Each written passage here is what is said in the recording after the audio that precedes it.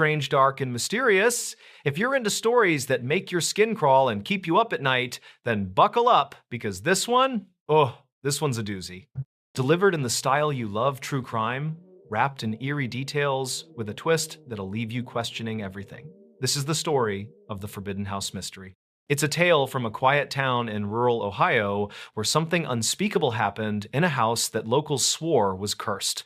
So let's dive in, but fair warning, you might want to leave the lights on for this one. Before we begin, tell me where are you listening from and what time is it there? She said, if I go missing, it was my husband, then she disappeared. The warning so many women know by heart does not always arrive as a tidy sentence. Sometimes it shows up as a string of worries shared with a sister, a coworker, a friend who asks if everything is all right and waits through a long, careful silence before the answer comes. In the middle of that silence, on the morning of Wednesday, March 15, 2023, in Hinds County, Mississippi, a 36-year-old mother named Ebony Owens did not arrive for her shift. Phones rang, messages stacked up, a supervisor tried again. The stillness around her absence felt wrong, and it felt wrong fast. By late afternoon, relatives had contacted law enforcement. Deputies drove the familiar roads just west of Jackson, over low hills and long stretches of pasture, through clusters of pines and the flat, muddy shoulders that turned dark after rain. Night pressed in. Somewhere out there, beneath the watercolored sky of early spring, a white Acura would be found with fire in its belly and smoke unspooling into the trees. The license plate had been pried away and flung into the woods as if a rectangle of metal could erase the truth of a person's life. The car sat near Old Highway 80 and Jones Road, an intersection used by school buses and farm trucks, not a place for anyone to burn a thing that once carried a family to church and back. Search teams fanned out along culverts and fence lines, into the ragged edges of ditches, and the places where blackberry vines knot up and catch on denim. The weather teased warmth during the day and cooled at night, a soft, shifting air that carried the smell of ash. 10 days is a long time to breathe that smell. 10 days is an eternity for children who want to know whether their mother will tuck them in again and whether the house will feel the same. 10 days after the first call, on Saturday, March 25, 2023, the Big Black River gave up an answer. Not the answer anyone prayed for, but an answer all the same. Investigators worked the case the way river people learn to work a current, reading what moves beneath the surface as carefully as what shows on top. They pulled threads that led from the burned Acura back to the couple's home, where the quiet rooms had become a ledger. Rifles and ammunition, a blanket and clothing darkened with blood. The kinds of items that cannot hold their breath when a warrant opens a door. A bridge over the Big Black carried traffic and, according to forensic testimony later heard in court, a trace that linked back to the same home and the same marriage now peered at under the harsh light of a homicide investigation. Neighbors in Edwards and Jackson and the unincorporated routes between them would tell you marriage is complicated. The courthouse will tell you something else when a body has been recovered and a car has been set ablaze to hide it. The charges arrived in that plain legal cadence that never softens the edges: first-degree murder and third-degree arson. A judge's docket wrote the dates in tidy type. A jailer learned a name. To the family, the process felt like counting backward from a cliff. Through 2 long years that forced birthdays and holidays to be observed with a chair no one could bear to fill, the case made its slow way toward trial. Evidence was logged, motions were argued. In May of 2023, at an arraignment marked by the awkward dance of reading and understanding, the man accused entered his plea. Summer thickened into autumn. Across 2 more winters and another spring, the Big Black kept its course under weathered trusses and past stands of willow, while a courtroom prepared to gather a dozen citizens to weigh a death. In early September of 2025, in a Hinds County courtroom where the air conditioner hummed and the fluorescent lights made everyone look just a little more tired, 12 jurors took their seats. Reporters angled for the clearest view. On Thursday, a state forensics analyst described DNA consistent with ebony on a bridge where the jury was told decisions were made in the shadow of night. An investigator with the sheriff's office fielded cross-examination as defense counsel tried to chip at chain of custody and inference as if a life might come undone by picking the right thread. The jurors kept their faces still, pens poised, eyes sliding from witness to screen to counsel table. Then came the testimony that settled into the room with the gravity of a falling anvil. The defendant took the stand. In a voice that wavered between insistence and explanation, he said he had found another man in his own house, in his own bed, with his wife. Anger flared. He claimed fear. He said he fired a gun, that he watched the aftermath of a bullet and made decisions no one can spin into mercy. The state countered that there was no evidence of another man at all, that this was not panic but planning, not a sudden storm but a course charted by a person determined to erase what he had done. The jurors heard both stories, each word weighted with consequence. They also heard about the car, its white paint blistered and sooted by flame near Old Highway 80 and Jones Road, and about the license plate tossed into the trees like a gambler discarding a losing hand. They heard about the river, about March water cold enough to steal the air from your lungs, about how currents take what they can and hold it until they cannot. They heard about the home, where the quiet would not cooperate, where metal and fabric and the microscopic language of blood told a version of Wednesday night that could not be talked away. On Monday, September 8, 2025, the jury delivered its verdict. Guilty of first-degree murder, guilty of third-degree arson. The clerk read the words aloud. A dozen shoulders tightened and then released. The court thanked the jurors for their service, though the word service feels small next to the task of deciding how a life ended and who bears the weight of that end. Before sentence, the judge spoke. People who have spent years in courtrooms learn to choose their moments, and this was one of them. Very seldom does a case, the judge said in substance, trouble this particular bench. Yet this one did. The word that kept coming to mind was selfish. The courtroom seemed to lean forward as the syllables landed, because selfish, said out loud by a judge wearing the plain black of authority, is another way of saying you placed your want above another person's life and the lives of 4 children who deserved a mother's voice in the next room and a lamp on in the hallway at night. Life in prison for the murder. 3 more years for the arson. A sentence made of numbers to follow years made of waiting. In the benches, family members pressed hands together and let out the kind of breath a person holds without meaning to. Outside, the late summer heat slid over concrete and idling news fans. Inside, a clerk stamped papers, a deputy opened a side door, and the man once called husband and father followed where the law told him to go. If you stand on the Big Black River Bridge and look down, the water flickers and folds like silk pulled between invisible fingers. Swallows nest in the shadowed undersides of beams and use the river as a runway. Long after the patrol boats had cut their engines and the tape had come down, people still slowed as they crossed, eyes skimming the surface the way you look back at an old childhood home. Grief asks you to become a cartographer of places you never wanted to map. The curb where a car once smoked and popped, the ditch where a plate gleamed under leaves, the courtroom door that will always be heavier than it looks. The record will never bother itself with how Ebony baked on Sunday afternoons or whether she danced in the kitchen when a song she loved came on the radio, but those who knew her will. They will remember the way she called her children by their nicknames, the way she kept a calendar crowded with school pickups and dentist appointments, and the ordinary scaffolding of a life built for other people. They will remember that she showed up, right up until the morning she could not. They will also remember that before she vanished, she had worries, the kind you speak in low tones at a kitchen table or carry in the tightness across your shoulders when you walk from the parking lot to the front door. Maybe she did not say the exact sentence so many of us have heard. If I go missing, it was my husband. Maybe what she said lived in gestures and hesitations and the way she changed the subject. But the social math is cruelly familiar, and it keeps ending with a head count that shows who most often stands too close to the edge when violence is ready to push. The jurors did their arithmetic. The judge did hers. The river did what rivers do, and delivered something heavy to shore. In the days after sentencing, the headlines moved on, because they must. But in the places and times that matter, the story did not move at all. In the Owens family home, every little object still knows where Ebony last put it. A child reaches for a bowl and feels the soft impression of a mother's hand in the habit of where the bowls go. On a school morning, someone ties a shoe and hears, as if from the next room, a voice reminding them to double knot it. At night, someone switches off a light and stands for one full beat just to listen to the house breathing, the way a person does when they are trying to remember something that should be easy and is no longer easy at all. Everything that can be done has been done. Evidence collected, witnesses heard, a verdict returned, a sentence announced.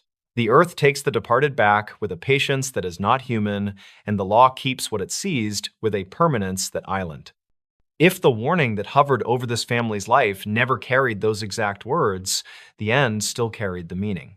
On Wednesday mornings and Saturday nights, on paydays and school programs, and the unremarkable afternoons that fill most calendars, there are people in every county of this country who hear that quieter version of the warning and choose not to look away. They drive a friend to file a report, they stand by during a call to a hotline, they sit in the hallway outside family court and hand over a bottle of water. They go with someone to collect a few clothes from a small apartment and hold the door while the last bag is carried out. If you are one of those people, keep going. If you need one of those people, say so. The help exists. It is not weak to reach for it. It is not unloving to insist upon safety. What happened between the first missed call on March 15, 2023, and the verdict on September 8, 2025 is now written into Mississippi's public record and into the much older record kept by river towns that understand both kindness and harm. The story is finished, at least in the eyes of the court. A husband is in prison. A car is scrap. A river keeps moving. A family learns, painfully and forever, how to live around a space that will not close. He kept 3 girls captive for 10 years, and no one noticed. The story begins on a cool spring afternoon in Cleveland, Ohio, at a modest 2-story house on Seymour Avenue, not far from the lake where gulls wheel and cry.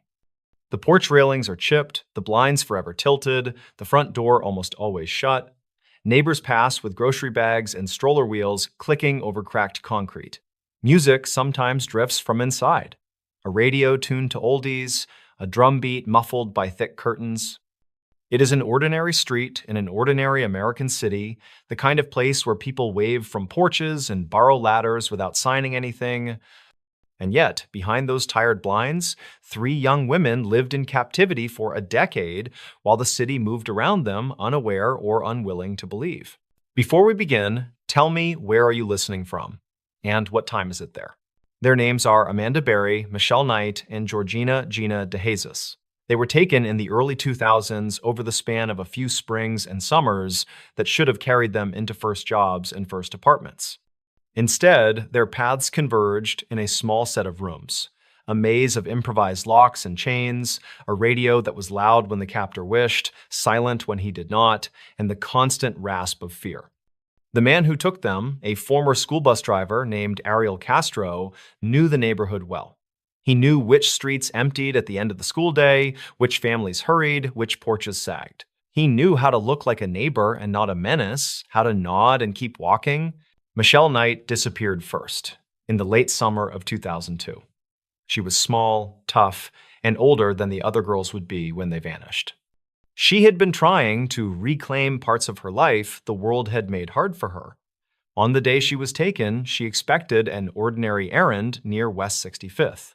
The sky was a dull pewter, with a little wind moving wrappers along the curb. A familiar car slowed beside her, the driver leaning across the seat with the easy voice of someone she had seen around. He offered a ride, a few minutes, a quick stop, and then home. She hesitated. She wanted to believe in the shortcut life rarely offers. She got in. The click of the door was light. The meaning was heavy. When the car turned towards Seymour Avenue, she did not know she had crossed a border she would not step back across for many years. The second disappearance came the following spring, in 2003, when Amanda Berry finished a shift at a burger restaurant on Lorraine Avenue and started the walk that was supposed to end at her front door. It was a day with the kind of light that makes a city look honest. She called her sister on a payphone, a voice quick with plans for cake and a birthday that was coming the next day. Then the same familiar car, the same friendly wave.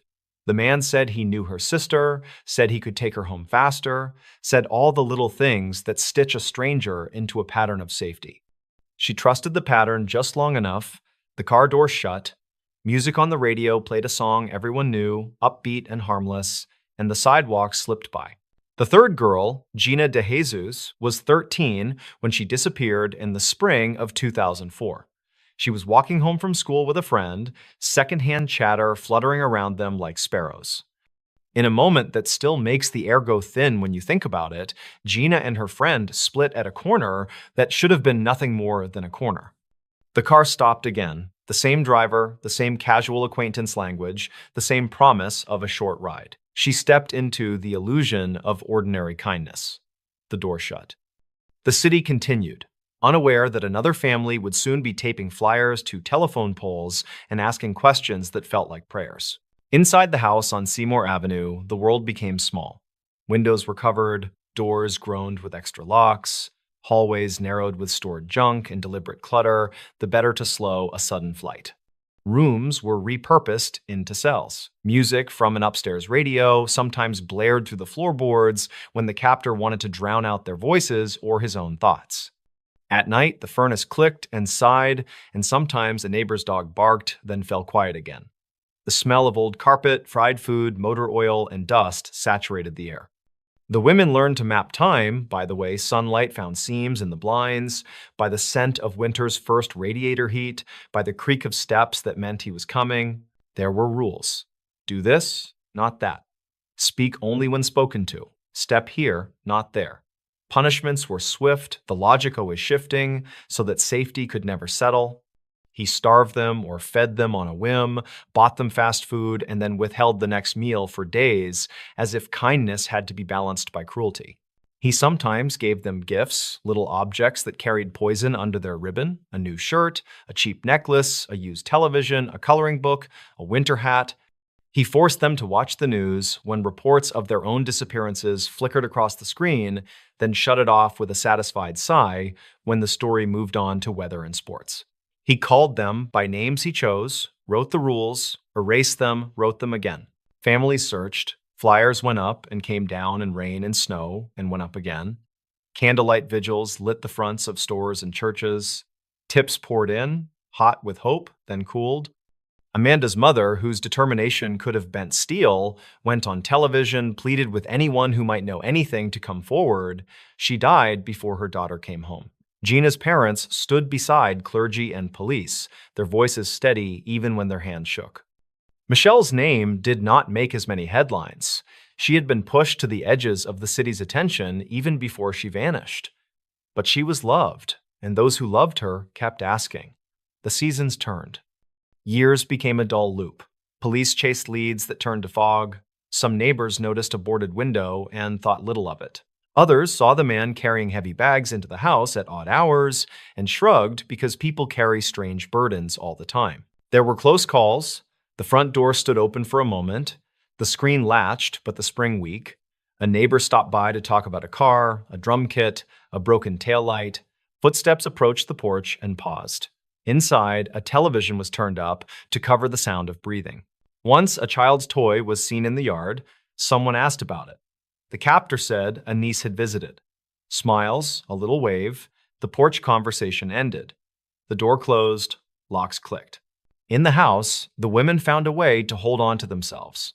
They whispered to one another when they could. They passed notes when they could not speak.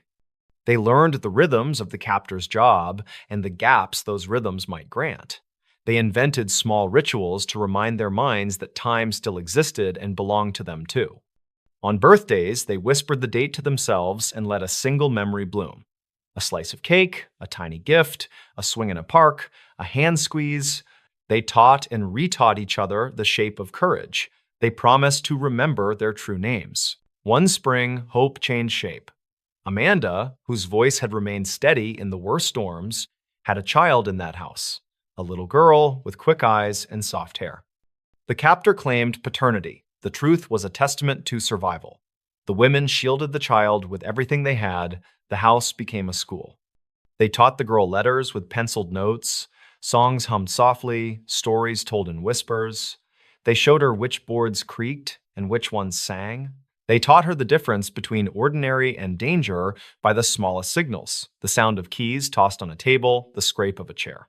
The girl grew up knowing that a window could be a wall, but that a wall could be imagined as a window. When the radio played a song that sounded like freedom, she swayed in place and watched the curtains lift a little in the summer heat. The seasons kept turning, the city grew and eroded and grew again. Houses were painted, then left to peel, the bus routes shifted. On Seymour Avenue, there were years when little changed. Then a sudden new porch column, then nothing. People move through a city like water through a net. They catch on some threads and not others. Ariel Castro kept slipping through. In early May of 2013, a series of slight decisions aligned. The captor left the front of the house less secure than usual. Perhaps he was arrogant, perhaps he was distracted. Perhaps the old screen door did not catch the way it used to. Inside, the air felt different, as if the house itself were about to exhale. Amanda reached for the door and felt it give more than it ever had. Her heart hammered a warning and an invitation. She looked at the child and knew that waiting was another kind of danger. She whispered, and the whisper felt like a vow. She pushed. The door resisted, then shifted. She pushed again with a strength that had been hoarded for years and kept ready for one exact moment. The wood cracked. The chain complained. She screamed then, a sound that climbed the stairs and went out into the street, a sound that used her voice and also every voice that had been kept small. A neighbor heard. His first instinct was disbelief, then confusion, then action. He came forward, tried to kick, tried to lift, tried to pull. The door gave more. The city might have heard the hinge groan. The opening became a gap big enough for a face, then a shoulder, then a body. Amanda slipped out, a child in her arms, a decade traveling behind her like a storm cloud that had finally found a seam in the sky. She ran to a phone and called for help, and when the operator asked for a name, she said her own, as if signing back into existence. The street tilted toward the possibility of rescue. Sirens soon braided through the neighborhood air. Police moved through the house and found Gina and Michelle. The officers called their names, and the names echoed, then landed. There were tears and shouting and relief so intense it bordered on pain. The three survivors emerged into the kind of daylight that stuns the eyes. Neighbors cried, reporters began to gather. Strangers found themselves pressing hands over mouths or against chests as if to hold a heart in place. Family members ran and then slowed and then reached. The city felt for a moment as if it were breathing together, in and out, slow and grateful. The arrest was swift. The man who had walked that street for years with a bag of groceries and a flat expression was taken downtown in handcuffs. The house was sealed. The blinds that had been tilted closed for so long would soon be lifted, and the rooms would give up their secrets. In the days that followed, crowds pressed against police tape and stared at a front door that had finally swung wide. Reporters read lists of items recovered inside. The city grew angrier and sadder by the hour. Some neighbors wondered aloud how they had missed it.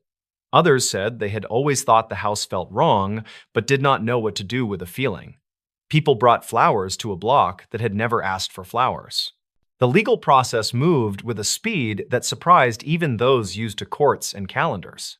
In late summer of 2013, after indictments stacked high with counts that measured only the smallest part of the harm, Ariel Castro stood in a courtroom whose air felt both heavy and precise. He pleaded guilty to avoid a trial. The judge pronounced a sentence so long it needed extra language to hold it, life without parole, plus enough additional years to swallow any fantasy of return. The gavel sounded like a door being closed the right way at last. In that same season, the house on Seymour Avenue was demolished. On the day the heavy machines rolled up, the crowd gathered again. Some came to witness justice of a physical kind, the erasure of a building that had lived as a wound. Others came because they needed to see the structure end in order to believe the story had changed shape. The excavator's claw took the first bite, wood splintered, glass broke into small clean sounds, and the sun struck new angles where walls had stood. A neighbor signaled the start by handing Amanda a lever, and when she engaged the mechanism that began the teardown, she was applauded. Not because demolition is beautiful, but because it can be an act of mercy. Dust rose, then settled. In place of a prison, there was open air. In the months that followed, the survivors did what survivors do. They sought care, then quiet, then the exact mix of speaking and silence each of them needed. They wrote or waited to write. They went to appointments that measured health in numbers and in softer measures like sleep. They re-entered rooms where people said welcome and meant it. They showed extraordinary grace in the face of relentless attention and, inevitably, uneven compassion from a world that both aches for stories like this and sometimes consumes them too quickly. Michelle published a memoir and later another, her words sharp and generous, tracing the way a life can be rebuilt from the inside out. Gina and Amanda told their story together and then stewarded a foundation to help other families who wake in the night with the same terror they once endured. The little girl grew up in a different house where doors are doors. She learned that a street can hold both danger and rescue, and that the sound of sirens can mean help is coming. The city learned more slowly. People argued about what anyone should have noticed, whether a neighbor should have pushed harder against intuition, whether the small signs were small enough to excuse a collective failure. The arguments mattered. They also could not undo what had happened. What could be done was to make new habits, to listen longer, to ask twice, to check on the quiet house with the uneven blinds, to take a feeling seriously even when it arrives without proof. As for the man who caused the harm, he entered a state prison and lasted only a short time before he died by his own hand. The story of that ending is not the story that matters most. The legal record closed. The moral record had been written already by a decade of suffering and resilience. The city did not hold a vigil for him. The women did not need to speak his name. Years later, the block on Seymour Avenue looks like many American blocks rebounding from hard times. There is a patch of grass where the house stood, and sometimes wind moves through it in a way that sounds almost like breath. Children pass on scooters, dogs tug at leashes. The mail carrier stops and jokes with a resident leaning on a railing that has been repainted. Life makes its small repairs. The neighbors know the story, newcomers learn it. The memory does not own the street, but it is part of its map. If you walk Cleveland in the late afternoon, when the sun climbs down the sides of buildings and the air smells faintly of iron and lake water, you might pass by and pause, not in morbid curiosity, but in respect.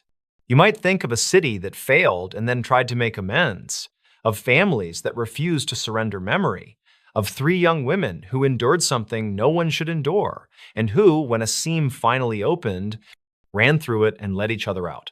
You might hear traffic on Lorraine, someone singing 2 houses down, a screen door slamming, a crow scolding from a wire. Ordinary sounds, blessedly ordinary. The title of this account asks a question that still stings. How could he keep 3 girls captive for 10 years and no one noticed? Part of the answer is that people did notice fragments and could not assemble them. Part is that poverty and neglect can hide both predator and prey in the same shabbiness. Part is that we prefer a tidy world. Another part is that the captor understood how to wear the mask of normal. The final part is this. Noticing is not the same as knowing, and knowing is not the same as acting. The lesson Cleveland learned the hard way is that we must build a culture where all 3 happen in sequence and with care. There is no ribbon tied neatly at the end of a story like this. There is only a closed door torn from its hinges and replaced by open sky, a city that wrote a promise to its citizens in dust and sunlight, survivors who continue making futures one brave choice at a time, and a community that learned to listen with its eyes as well as its ears. The question remains, but so does the answer you can hear in the steady cadence of their names. Amanda Berry, Michelle Knight, Georgina Gina DeJesus. They were here all along. They are here now. The rest of us must be worthy of that truth, and the street must stay bright enough and the doors must stay open enough that when someone whispers for help again, the whole neighborhood hears and moves. She faked her own kidnapping and fooled everyone. On a warm Thursday night in mid-July, the kind of southern evening where the air hangs sweet and heavy above the pines, a 25-year-old nursing student named Carlethia Carly Nicole Russell left work in Birmingham and drove south toward Hoover. Traffic thinned along the long, curving lanes of Interstate 459. It was after 9, the sky dimming from bruised purple to black, and the low hum of tires on asphalt felt like a lullaby meant for people who had finally clocked out. At 9:40 something, Carly dialed 911. Her voice was quick, urgent, as she told the dispatcher she had seen something that should not be there. A toddler, small and alone, wandering near the guardrail on the shoulder of the interstate. She kept talking while she put her hazard lights on. She told the dispatcher she was stopping. She told a family member on another line what she had seen. She described a tiny figure beside the sweeping rush of headlights, the danger, the need to act. Then the call went quiet. The line stayed open just long enough to suggest movement, footsteps, a sudden intake of breath, the strange chorus of engines whipping past, and then a muffled silence that made everything feel wrong. Minutes later, officers found her car near the tree line, just off the southbound lanes, hazard lights still flashing. On the road, they found a cell phone, a purse with an Apple Watch inside, a wig. No one could find Carly. The next hours stretched like wire. Night settled into early morning, and the interstate turned into a search corridor. People in reflective vests paced the grass with flashlights, their beams sliding over weeds and broken bottles. Patrol cars idled on the shoulder with their light bars rotating in steady, hypnotic sweeps. State agencies were notified. The community gathered online and in parking lots. When the sun rose on Friday, it lit a broad swath of suburbia that had suddenly learned the stomach-dropping word missing. By Friday afternoon, Hoover's police chief, Nick Durzis, stood behind a podium and tried to thread the needle between caution and urgency. Reported abduction. Reported toddler. The department was in contact with federal partners. The public was asked for tips. There was no evidence of a child on the shoulder, but there was the call, the car, the items left behind, the young woman gone. The story caught fire. A young woman on her way home. A child in danger. A sudden absence. It had the rhythm of nightmare. Strangers wrote messages of hope. Local businesses offered rewards. Volunteers stapled flyers to telephone poles and tacked them on corkboards in coffee shops. The edges of the paper curled in the humidity, while people pointed at the smiling photo and spoke in lowered voices. Elsewhere, detectives began tugging at threads. They laid out a minute-by-minute timeline from the second she left her job to the second her voice faded from the 911 tape. They pulled camera footage. They emptied the trunk, they got warrants, they sat in front of screens and looked at a history of searches that made their shoulders go tight, Amber Alerts, how old to qualify for one. The Birmingham bus station. One-way bus tickets to Nashville. The plot of the film Taken. What happens in a kidnapping. How to steal without being caught. The queries were not proof on their own, but they were the kind of clues that changed the temperature in an interview room. Saturday evening, after roughly 2 days that felt like 2 years to the people who loved her, Carly came home. She walked through the front door, and the house erupted into relief. She said she had been abducted. She said she had been forced into a car by a man and a woman, then kept out of sight. She said she had escaped. She was taken for medical evaluation. The community exhaled in gratitude and confusion. In the quiet that follows a miracle, investigators watched the pieces fail to lock together. No child was reported missing in that corridor. Traffic cameras did not show a tiny figure. No motorists had dialed in a sighting. The shoulder where she said she stopped had no marks of a struggle, no signs anyone had scrambled through the brush, and the only items recovered were the ones she left. The more she talked, the more the story frayed under the steady pressure of questions. Days later, the same chief returned to the microphones with a statement from her attorney. There was no kidnapping on Thursday, the 13th of July, in the year 2023. She had not seen a toddler on the side of the interstate. What began with a phone call and a missing car had become a hoax that had pulled in loved ones, strangers, city workers, and federal agents. The apology named the people she had frightened and the resources she had consumed. It was clear, it was painful, it was public. The search's aftermath was quieter than the frenzy that fueled it. Officers logged overtime, volunteers folded tables, and drove home. The interstate kept hurrying people past the exit where the hazard lights had once blinked. Over the next weeks and months, court dates replaced search parties. The first hearings were held in the municipal building, under the bright, humming lights that make every bench look the same and every hallway feel colder than it should. Reporters whispered about possible sentences. Lawmakers talked about penalties for false reports. The faces at the defense table changed expression by degrees you only notice if you have spent time on those benches. The most gripping thing, in the end, was not the twist of deception, but the ordinariness of the consequences. A young woman stood before a judge in the Bessemer division of the circuit court. She admitted she had lied. The judge spoke in a voice without theatrics, laying out the penalty with the steadiness people expect from the bench: supervised probation for a year, community service, continued mental health counseling, restitution that read like a ledger of everyone who stood under floodlights and knocked on doors in the thick night air and hoped for the best. The amount was exact down to the cents because the hours were exact, and the fuel and the paperwork and the overtime lines printed on pay stubs. The order would follow her until it was paid. You could watch the long tail of the story in the small details. On a weekday, months after the plea, a clerk rolled a cart of files into a courtroom that smelled faintly of paper and disinfectant. The docket moved, her name was called, a lawyer updated the court on payments, another status date was set.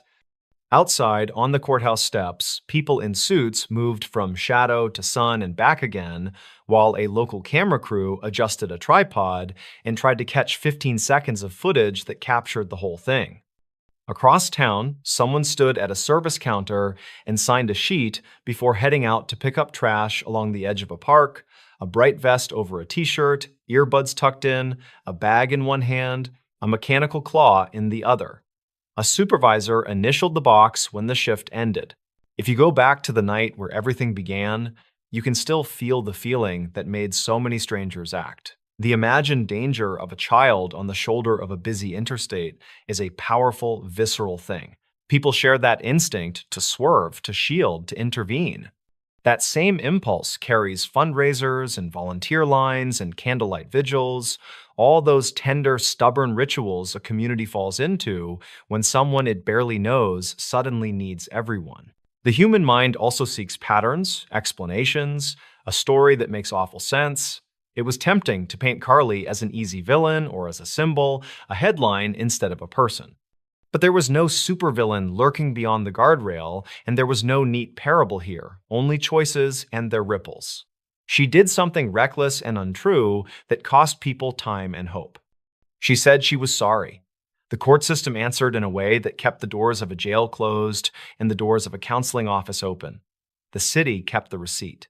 For families who posted her photo and paced their kitchens with phones in their hands, there was a bruise of betrayal that faded slowly. For the dispatchers and patrol officers and detectives, there was another case file with a different kind of ending.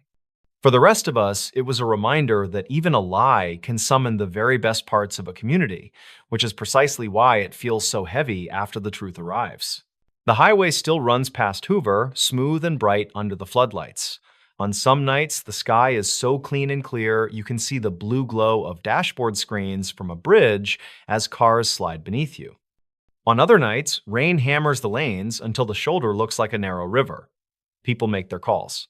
They say what they have seen or think they have seen, and the voice on the other end keeps them calm while help heads that way.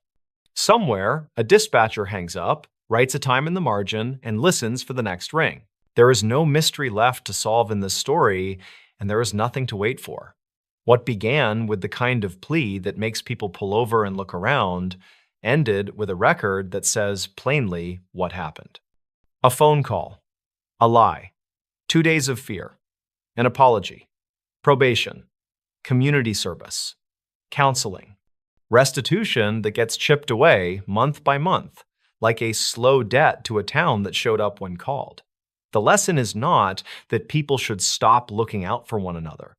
The lesson is that truth matters most when the stakes are highest, and that a community's faith is a living thing that deserves care. The summer night has long since dissolved into other seasons. The headline has moved down the page, the interstate hums, and if you stand on the shoulder where the hazard lights flashed and listen, you will hear only wind and tire noise and the rush of air across guardrails. No voices, no panic, no miracle return at the front door. Just the ordinary life of a place that answered a call, learned the truth, and went back to work. He terrorized a town at night and was never caught. They called it the Spring of Fear. Not at first, At first, it was only a rumor that drifted through the piney woods, across the low bridges, and over the state line that splits Texarkana into two jurisdictions and one shared heartbeat. By the time the leaves thickened and the cicadas began to sing, the rumor had hardened into a name that people refused to say after dark: the Phantom. Before we begin, tell me, where are you listening from and what time is it there? The year was 1946. America had just stepped out of one war and into the uneasy brightness of peace. Returning soldiers wore their hair short and their optimism longer. Saturday dances filled gymnasiums. The radio spun out swing tunes and baseball scores. In Texarkana, a town pinned between Texas and Arkansas, night meant cruising the two-lane roads that curved into the countryside, a few miles from neon signs and soda fountains. Couples parked beneath live oaks. Crickets stitched the silence shut. On a Friday night in late February, the air was cool and damp. A draft of fog clung to the ditches off Richmond Road. After midnight had tipped into the small hours of Saturday, a young man named Jimmy Hollis and his companion, Mary Jean LeRae, pulled to the shoulder at a quiet spot. They talked. They listened to the faraway swish of tires on Highway 67. They did not know that some footsteps had already found them. A shape emerged from the dark. He wore a burlap-like sack pulled low, two eye holes cut roughly. He held a pistol. He ordered Jimmy out of the car, voice flat, almost effectless, as if reciting. He demanded that Jimmy remove his trousers, then struck him down with the barrel until bone gave way and blood pooled black on the road. He turned the gun toward Mary Jean and told her to run. She stumbled barefoot into the brush, afraid to look back. Branches lashing her calves, the smell of iron and earth filling her lungs. He caught her. He threatened. He dragged her to the road again. He toyed with terror like a cat with a trapped bird. And then, just as suddenly, he vanished into the dark. Jimmy survived, so did Mary Jean. The hospital lights were too bright for the stories they told, and the sheriff's men scribbled notes while the doctors stitched wounds and pressed ice to swelling. A masked man. A voice that did not rise or fall. Demands that made no sense, no fingerprints, no tire tracks that could be trusted on a road that carried half the county. Officers fanned out under the washed-out dawn, boots wet with dew. They found scuffs, a smear, a thread, nothing that stayed. The newspapers in Texarkana ran the story on Saturday evening. A masked assailant. A brutal beating. The words felt like a stray storm cloud that would blow away by Monday. But the cloud did not move. It grew. 4 weeks later, on a Sunday in late March, a motorist noticed a Ford coupe pulled off the gravel near a lover's lane west of town. The car doors hung open. Inside, blood soaked the seat. Nearby lay the bodies of Richard Griffin and Polly Ann Moore. They had been out dancing. They had driven into the night that every couple knew. Now the radio still hummed, thin and tinny, while the wind passed over them, taking heat and leaving silence. Bowie County Sheriff William Presley drew in officers from both sides of the line. Some names still echo when people tell the story, their vowels rounded by time and dust. Deputy Tillman Johnson worked the roadside and the ditches. State troopers set up checkpoints. The Arkansas police and the Texas men traded jurisdiction the way men trade a heavy box, careful and strained.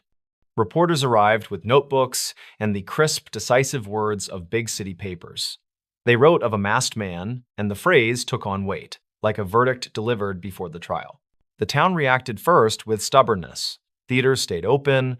Teenagers promised their parents they would be home early, then tested the edge of curfew like they always had. But the air changed. The laughter on front porches faded sooner. People walked each other to their cars and watched the rearview mirror longer than they watched the road. Hardware stores sold out of locks. Gun shops emptied by noon. Dogs slept nearer to the front door, as if they too knew that night had begun to carry a different kind of sound. In mid-April, the Phantom returned.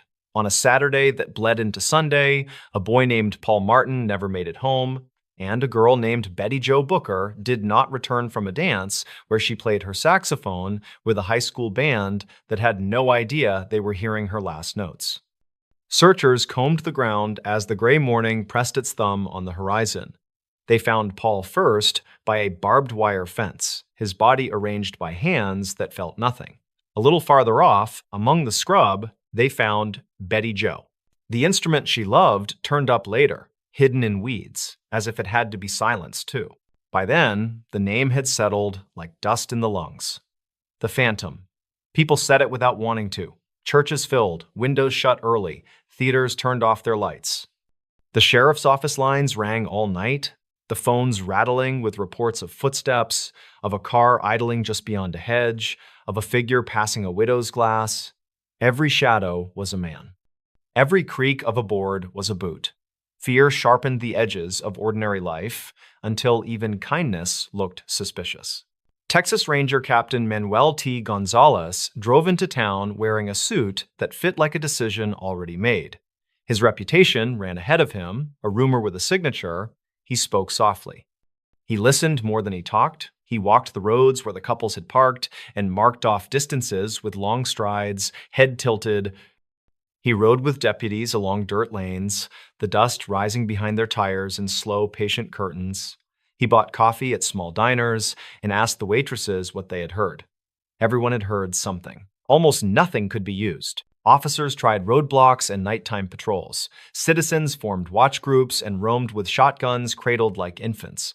Newspapers begged readers to keep calm. Editorials stitched together common sense and prayer. The town strained so hard to be brave that you could hear it, a faint hum like a high wire under a man's careful feet. In early May, when the heat began to lift from the asphalt even after sundown, the Phantom shifted patterns. A house on a country road, a couple, Virgil and Katie Starks, living their ordinary evening, a radio playing softly, a porch light burning, a shot cracked the window, Virgil fell where he Saturday. Katie ran for the phone, blood pooling in a widening halo. Another shot tore the quiet again and again. She crawled, staggering, leaving red on white tile, red on wood. She made the front door. She made the porch. Across the yard, neighbors saw her and ran, and in those 15 minutes that felt like a lifetime, the night split open like a curtain and showed everyone what they were afraid to name aloud. This was not a cruel prankster, not a jealous boy, not a vagrant with liquor-soured breath and a story that would make sense when the bottle ran dry. This was someone who could vanish between house and ditch, between scream and siren, between the trembling finger and the telephone dial. The Rangers dug deeper. They examined spent shells and the way the glass fell inside rather than out. They mapped circles around each scene and measured how far a man could walk without being seen by a neighbor or a dog. They listened to gossip about a car thief who drifted through town with a woman who alternately loved him and feared him. They considered a loner who kept strange hours and wore his hat low. They wrote names on a board and erased them. The town waited, the way a body waits for a fever to break. One man drew particular attention. His name was Yule Swinney, a petty criminal with a taste for stolen cars and quick getaways. Officers examined him, interviewed him, studied his wife's statements, which rose like flames, then collapsed like ash. She said he had confessed to the killings, then she recanted. She said she was frightened, then she said she had lied. In those days, a spouse's testimony could be more difficult to use than a smudge on a window. The law had its limits, the evidence had its holes. The case against him tightened, then loosened. He went to prison, but not for murder. People watched the newspaper, waiting for bold letters announcing an end to the fear. The bold letters never came. Summer arrived like a shallow breath that would not deepen. The dances resumed, slowly, cautiously, as if the band was playing with one eye on the exits. Theaters lit their marquees a little earlier. Restaurants set extra chairs near their doors, where the breeze might bring in the sound of an approaching siren. Parents insisted on chaperones. Teenagers pretended not to mind, then minded in private. The town learned how to carry dread the way you carry a heavy satchel you cannot set down. If you live there, you remember small things most clearly. The way a screen door clicked at midnight. The way the neighbor's porch swing creaked a little and then stopped. The smell of gun oil at the hardware store. The sudden sound of a radio announcer lowering his voice as if the story he was telling might hear him and change course. The sheriff's car idling on a side street while moths worried the headlamps. A group of men on a church lawn talking too loudly about weather and crops, then falling quiet together as if someone had touched a nerve they all shared. The investigation teemed with motion and yet could not move the needle of certainty. Texas men, Arkansas men, rangers with notebooks, deputies with photographs that they had studied so often the corners frayed, a reward posted, a cascade of tips. Some callers were cranks spinning tales for attention, some were frightened to the point of invention, turning every odd neighbor into a suspect, every battered car into a getaway vehicle. Now and then, a tip sounded like the brass ring finally within reach. Now and then, the officers felt their hearts jump. Then tests came back, alibis hardened, distances proved impossible. A detail failed to fit, the brass ring was smoke. The presses in Texarkana worked late through spring and early summer. Reporters learned the back roads by heart. Editors argued with typesetters over adjectives that felt either too small or too sensational. Every sentence had to balance on the thin beam between panic and denial. Families clipped the articles and tucked them into drawers that smelled of cedar. People who moved away took those clippings with them. Decades later, when they opened the boxes, the paper crumbled in their hands like leaves. Fear is rarely a single note. It is a chord, layered and shifting. In Texarkana, it sounded like the uneasy harmony of routine and vigilance. A mother tying back her hair and counting the seconds until her daughter returned from a movie. A father checking the door for the third time, then the fourth. A high school boy practicing his excuses and his bravery in the same breath. A deputy driving the same loop again and again and again, making a pattern that might be predictable enough to catch the man who slipped through patterns like a fish through a net. By late summer, the phantom's violence ceased. If he was one man, he either left or chose to stop. If he was a story that had temporarily walked on legs, those legs gave out. The town did not relax so much as slowly exhale, one careful inch at a time. The Rangers drifted back to Austin, the sheriff's office filed the photographs, the watch groups put their shotguns back in closets where dust, at last, had a chance to settle. Time passed. A year, then 5. The war faded into memory, replaced by new wars fought far away and noisily reported at dinner tables. The teenagers who had clenched their teeth through fear became parents who learned to say, "Be careful," without letting their voice tremble. The roads where couples once parked grew busier. Light encroached on the edges of fields that had felt limitless in the dark. The town stitched itself the way skin knits after a deep cut. A scar formed. You could deny it in daylight. At night, in the hush between one song on the radio and the next, you could still feel the pull. Investigators kept the case alive as best they could. Years later, some officers looked back and insisted that the man had been among those first suspects. They said his name like a password to a club you did not want to join. Others argued that the case had never been one man at all. Copycats. A run of crimes linked by fear more firmly than by evidence. They reviewed the files, shaking their heads at the limits of mid-century forensics. If only, they said. If only fibers. If only DNA. If only the ability to match bullets with a kind of mechanical certainty that would render doubt into a footnote. But history does not take edits. It keeps its first draft, smudges and all. The Texarkana files remained as they were, ink on paper, photographs with white borders, statements signed by hands that have since stilled, the girl with the saxophone, the boy by the fence, the couple in the car, the woman on the porch, blood streaking the boards, will burning hotter than fear. The names matter. The lives matter more than the man who came in the dark. And yet it is the dark we return to when the town's story gets told. There are details that still hold the mind. The burlap sack with rough eye holes, the voice without a tremor or any trace of laughter. The way the crimes for a time kept to weekends, as if the killer worked a weekday job like anyone else, punched in and out, and then slipped beyond the clock when the moon rose and the roads thinned. The precision with which he approached, the quickness with which he was gone. The absurd tenderness of a saxophone tucked into weeds as if it needed to be hidden from the Sunday. If you walk those roads today, the trees are taller, the ditches are deeper, the world is louder. But if you stop and let the cars pass, if you let the last one's taillights disappear, you can hear what they heard. A faraway whistle, wind glancing off wire, the chirr of insects, the hush that comes right before something breaks it. The town is different now, but night is night. It presses, close and weightless, like a hand that does not mean to harm and yet reminds you of hands that have. Some stories refuse endings. This one has a different kind. It has a stopping place, and the stopping place is not satisfaction. It is acceptance. Sheriff Presley's men did not find the killer. Captain Gonzalez and his rangers did not pull a single right thread and unravel the whole. The suspects named in confident whispers did not become perpetrators in the record. The phantom of Texarkana receded the way some storms recede, not because they resolve, but because the sky decides it has had enough. The families bore the weight, as families do. They marked birthdays that did not come.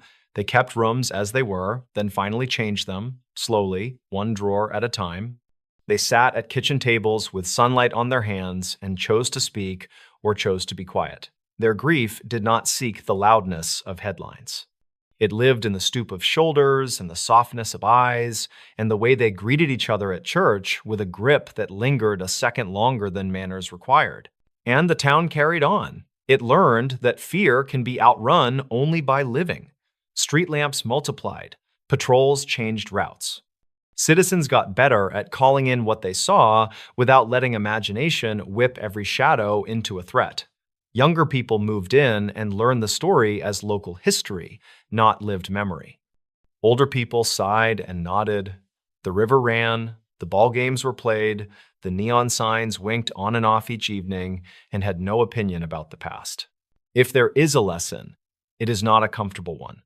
There are acts and actors that slip past the perimeter we build of locks and laws and vigilance.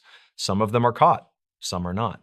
A community is not defined only by its worst nights. It is also defined by the mornings that follow, when doors open and people step onto porches and the smell of coffee floats out into air that feels, if not safe, then at least shared. Texarkana's spring of fear ended without a headline. The papers moved on, the rangers took on other cases. The sheriff's blotter returned to the ordinary rhythm of thefts and disputes and the occasional bar fight that ended with apologies poured over gravel. The victims did not return. That is the fact from which all the other facts must hang. And the man who took them did not stand in a courtroom and hear the verdict.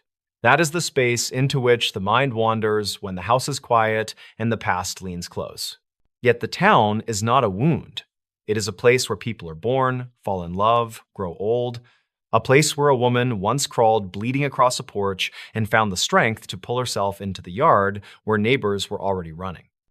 A place where a girl played saxophone beneath gymnasium lights and made a roomful of people lift their eyes and grin.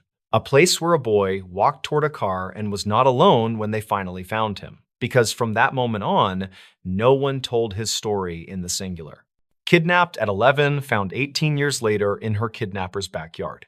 On a cool morning in early June of 1991, in the pine-threaded quiet of South Lake Tahoe, an 11-year-old girl named J.C. Lee Dugard walked toward the corner where the yellow school bus usually chuffed to a stop.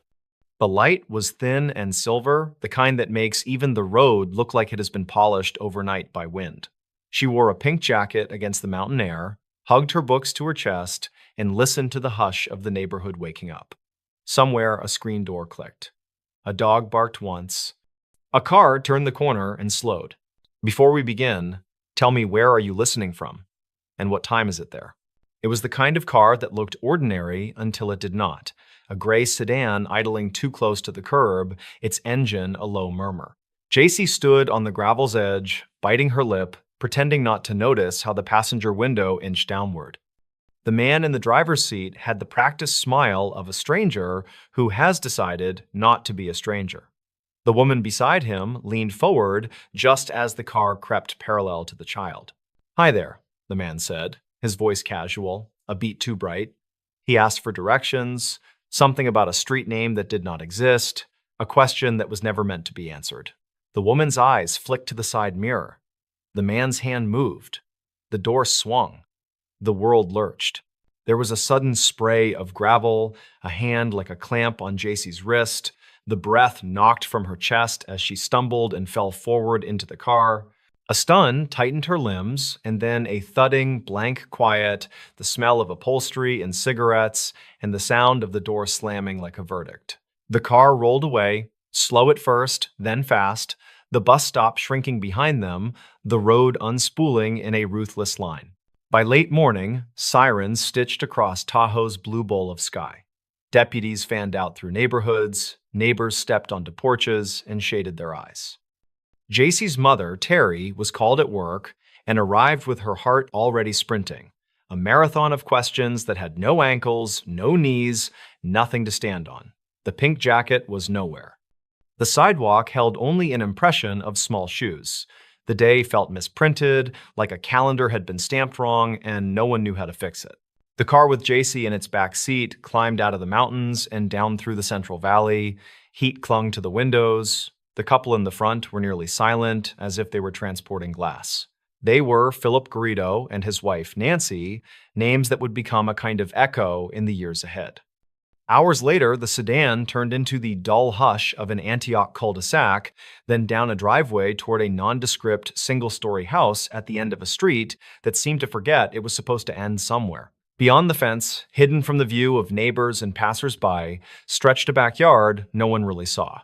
Behind the main house, across a patchwork of weeds and broken concrete, behind a second rattling fence and another gate, there was a maze of sheds, tarps, tents, and a soundproofed outbuilding.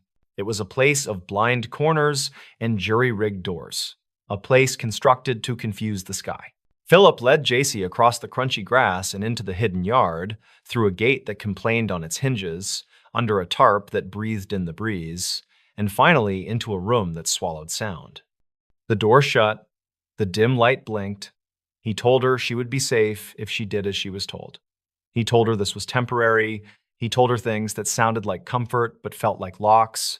The air was stale. She could hear her own breathing. In South Lake Tahoe, the search became a map of grief. Flyers multiplied on telephone poles. The photo of a blonde 11-year-old with clear eyes and a shy smile was taped into windows and pinned to corkboards in grocery stores from State Line to Placerville.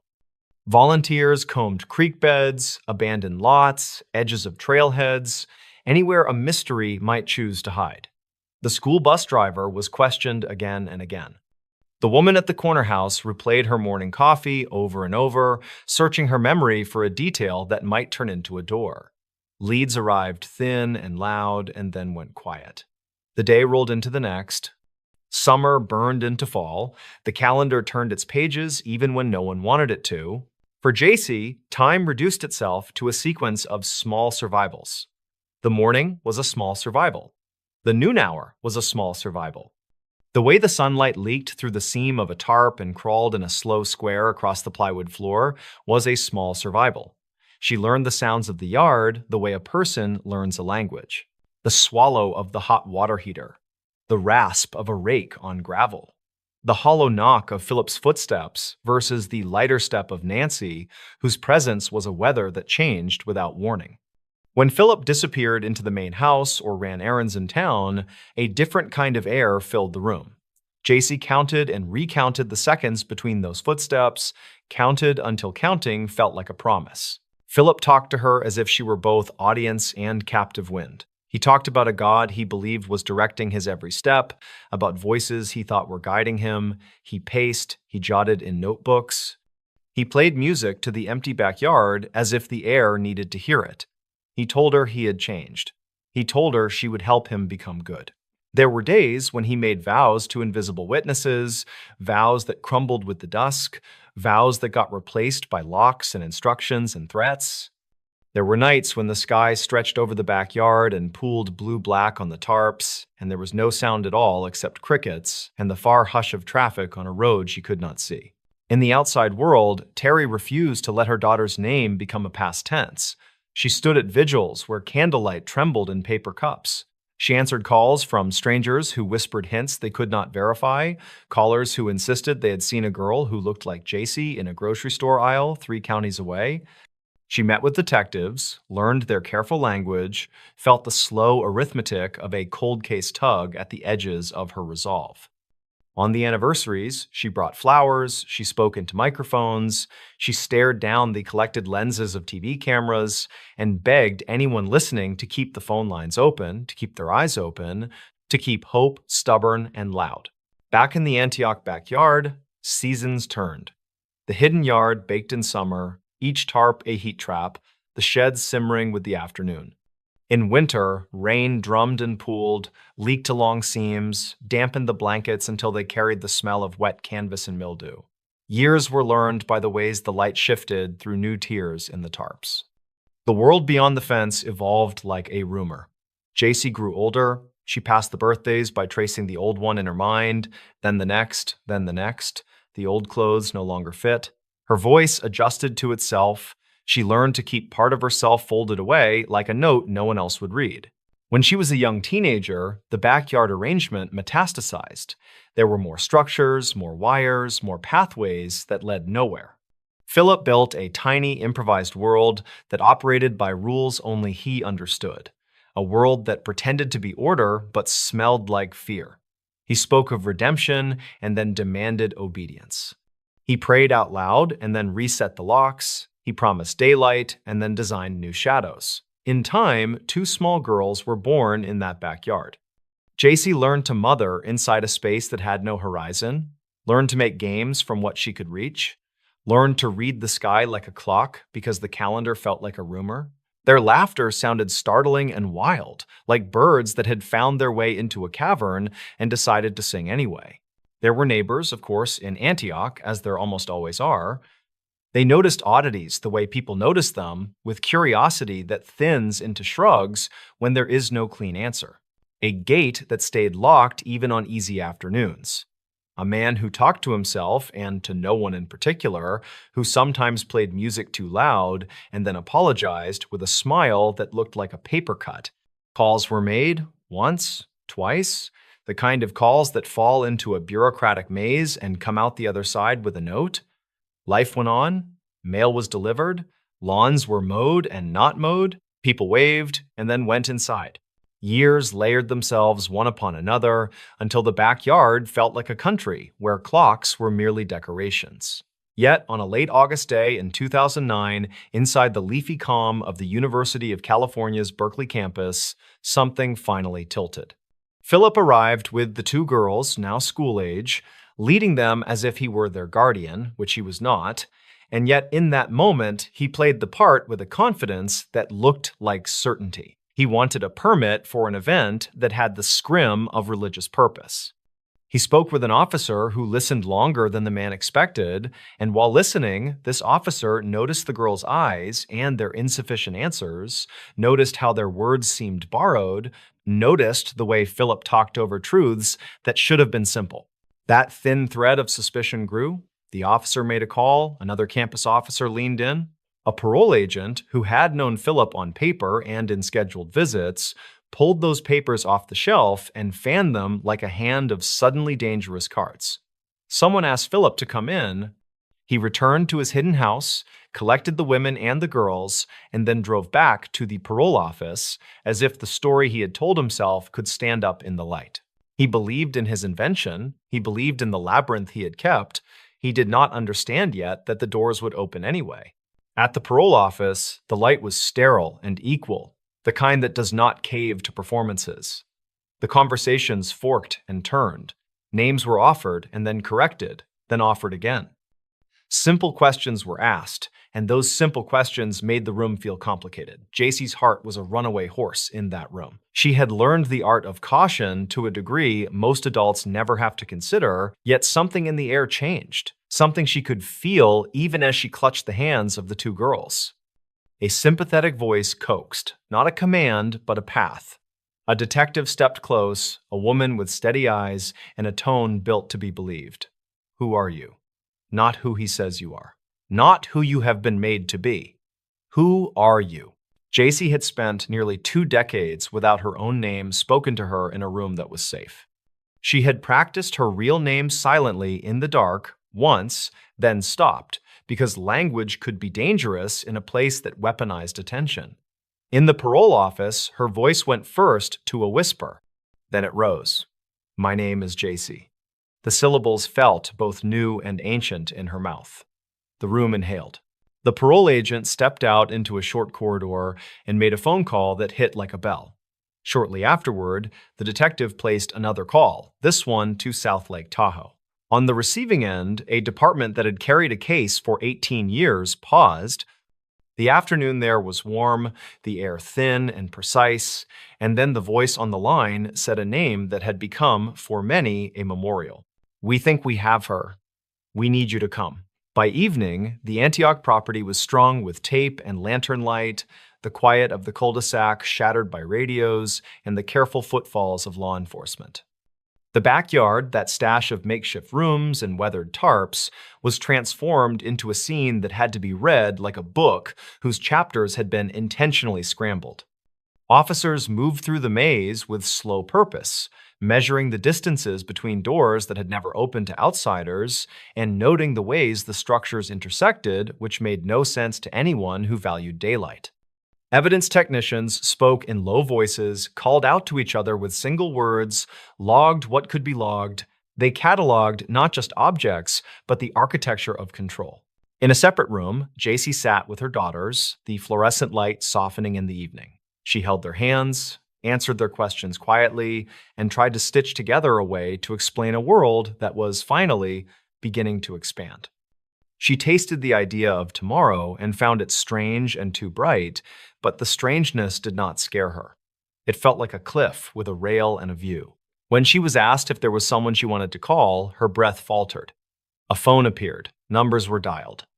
The ring went through deep space, through years that suddenly felt stackable, and landed in a house where a mother had never moved out of the reach of hope. Terry picked up and said hello, a word she had said a million times, yet this time it trembled like a bell being struck. The voice on the other end was thin and winded, the voice of a person who had been walking a long time and had finally stopped. Mom. The room seemed to tilt. The sky outside her window seemed to listen. Then the rest of the sentence came, threaded with disbelief and something stronger than relief. It is me. There are reunions that are filmed and end up being watched by people who need proof that gravity is not the only law that holds. There are reunions that happen behind closed doors and remain private, quiet as a hand sliding across a table to find another hand. The reunion between JC and her mother was their own, edged by cameras and microphones, yes, but also protected by the choice to keep some sentences unrecorded. They met again on a late August evening, 2009, faces altered by the mileage of years, and yet instantly familiar, as if the day in 1991 had only just turned its head and been coaxed to look back. In the days that followed, leaks and headlines tumbled into the world at their usual velocity. The hidden yard in Antioch was shown from above, from the side, in crude sketches and careful diagrams. The arc of the story compressed itself into the speed of news. Seemingly, everyone had something to say, a version of events to rehearse, but beneath the public narrative ran the quieter work. There were interviews paced not by the clock, but by breath. There were counselors who understood how to measure time differently, by thresholds crossed and numbness thawed. There were legal proceedings for Philip and Nancy, whose names now carried the weight of charges and the silent noise of courtroom air. There were case numbers and dates and the kind of paperwork that is a civilization's attempt to name harm and place it in a ledger. For JC and her daughters, there were firsts tucked inside ordinary acts. The first time a door opened without a key kept elsewhere. The first time a window looked onto a street that she could step onto without permission. The first time the voice of a neighbor carried through the evening and sounded like a possibility instead of a threat. Grocery store aisles were vast, blinking with options. The smell of laundry from a machine in another room felt like a story told by someone who loved her. Silence changed flavor, no longer sharpened by dread, now merely a space to fill or not fill. She learned again to wear her name comfortably, to let it ring and rest, to let it introduce her and not scare her. When the state's attorneys presented their case, they spoke for hours about years, and yet no speaking could be sufficient to balance what those years contained. The law did what it could, which is never all of what is needed, and the court offered outcomes that felt both necessary and insufficient by design, because the past cannot be erased, only contained and named and held at a distance by offensive consequences. For the first time in nearly 2 decades, choices began to stack in front of JC like bright stones on a path. Some days she chose quiet. Some days she chose loud. Some days she chose to remain still and let the sun find her where she Saturday. In her own time, she began to write. She found that language, when it is not being used to threaten or confuse, can become scaffolding. She wrote about mornings that made sense. She wrote about the night sounds she now loved. She wrote about the moment her name returned to her in a room that smelled like coffee and printer paper and relief. She wrote about love and how it had survived in a hidden place, stubborn as grass, finding the smallest crack in concrete and insisting on green. She wrote for herself first, then for her daughters, then for anyone who needed to know that the story did not end with a gate opening. The story continued into kitchens and parks and classrooms and quiet late nights in rooms where the walls were just walls and the doors were just doors. There is a photograph taken long after the late August day, when the world learned her name again. In it, the light is ordinary. The frame is sweet with nothingness. A table is set. A window shows a sliver of an afternoon that has not been arranged for television. There are no tarps, no shed doors, no hinges that stick. The weight in the photo lives not in what is seen, but in what is missing. The backyard that had swallowed 18 years does not exist here. There is only the open fact of a life going forward, even if forward sometimes means a small step and then a pause, a breath, and then another step. If you listen closely to how such stories end, you will hear that they often refuse to click shut like a latch. Recovery is not a straight hallway, but a series of rooms that open into other rooms. Still, there are endings that feel right because they are honest about what was taken and clear about what remains possible. In this story, the ending is not triumph shouted from a rooftop, nor is it a curtain falling on a stage built entirely of sorrow. It is a closing that understands the magnitude of a morning in South Lake Tahoe and the vast courage it took to speak a name out loud 18 years later in a small office near Berkeley. It is a closing that sees a mother and a daughter standing together in the kind of sunlight that does not ask for anything in return. So the last image is quiet. A front door stands open to a world that is, finally, simply a world. In the distance, an ordinary bus exhales and moves on. A name is spoken, once, clearly, just to feel its shape. Then the door is gently closed, not in fear, not to hide, but with the calm assurance of someone who knows that inside is safe and outside is just a day unfolding. The latch settles, the house breathes. And the story, held steady by the people who refused to forget and by the person who survived, comes to rest without fanfare, complete in its own measured way. She left a note saying, "Be right back," then she was gone. The paper scrap was half the size of a postcard, torn from the top of a spiral pad so that a thin fringe of white curls still clung to one edge. It sat beneath a ceramic magnet shaped like a gull on the refrigerator door of a rental cottage in Neskowin, Oregon. In ordinary light, it would have been nothing, the sort of domestic scribble that comes and goes in a kitchen. In the early evening light of late summer, the message seemed to hum with meaning. Be right back. The person who wrote the words was named Maren Aldridge. She was 30 years old that summer, a museum registrar from Spokane who had driven to the coast for a long weekend with 2 friends, a thrifted ice chest, and a stack of folded maps that she refused to throw away even though everyone else trusted their phones. The year was written across a wall calendar in whaletail silhouettes and block letters at the cottage. It said late August, the first week leading into a holiday weekend in the year 2019.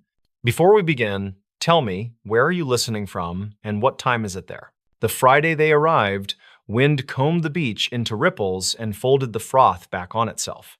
The cottage was salt-streaked, cedar-shingled, the kind of place that keeps the smell of the sea even when the windows are shut. You could hear the surf from the tiny porch. When the 3 friends, Maren and a pair of college companions named Tala and Greer, unloaded their bags, they joked the gull magnet would be their butler and declared the calendar their house rules. Maren tucked her maps between the microwave and a jar of wooden spoons. She slid a small field notebook into her pocket, the same one she brought on hikes, to list birds she never got around to identifying. She wore a windbreaker, the color of beach grass, and a cheap digital watch with a face scratched until it clouded. They cooked late that first night, steam purling the kitchen window while onions went soft in a skillet. Laughter threaded across the room. Music low. a local station with a disc jockey who loved to say the tide numbers out loud like scores at the end of a game. When the three finally fell quiet, the cottage ticked and settled around them. Outside, a buoy clanged through the darkness. On Saturday morning, fog slept on the dunes. Greer left early to run south along the waterline and came back rosy with cold, reporting a scatter of sand dollars and a blue heron standing as if forgotten by the rest of the shore. In the late morning, after coffee, after toast burned once, and the fire alarm chirped in protest, they drove inland to a farmer's market and a thrift store where Tala found a jacket old enough to be stylish again. Marin wandered the aisles with a small stack of postcards in her hand, reading the scrawled messages as if she might recognize a name. On one, someone had written, "The coast is a kind of cure." On another, "Tell Gwen the sea keeps secrets she does not need." She bought both and tucked them with the others. What no one there noticed, because there was nothing to notice, was that all the threads of an ordinary weekend had already aligned. The hours were arranged like stepping stones. Every detail was in its place. The note did not exist yet. In the late afternoon, clouds tore apart and left the sky a pale, rinsed blue. They ate early on the porch. A gull stared with criminal intent at their salmon. The air smelled of cedar and the metallic tang of the tide. Tala read a text from a coworker and complained good-naturedly about the office. Greer worried about wildfire smoke that might drift into the valleys later in the week. Marin chewed thoughtfully and said she wanted to walk, just a short loop up the bluff trail and down toward the beach grass, to see if the small creek behind the cottage still made that silver sheet where it fanned into the sand. She fished the field notebook from her pocket and stuck it back. She made a small show of taking nothing with her, no bag, no water, just the windbreaker and the watch and a hair tie she had to twist twice to hold. She took a pen, the one she liked, with a fine needle tip. "What time is it?" Tala asked.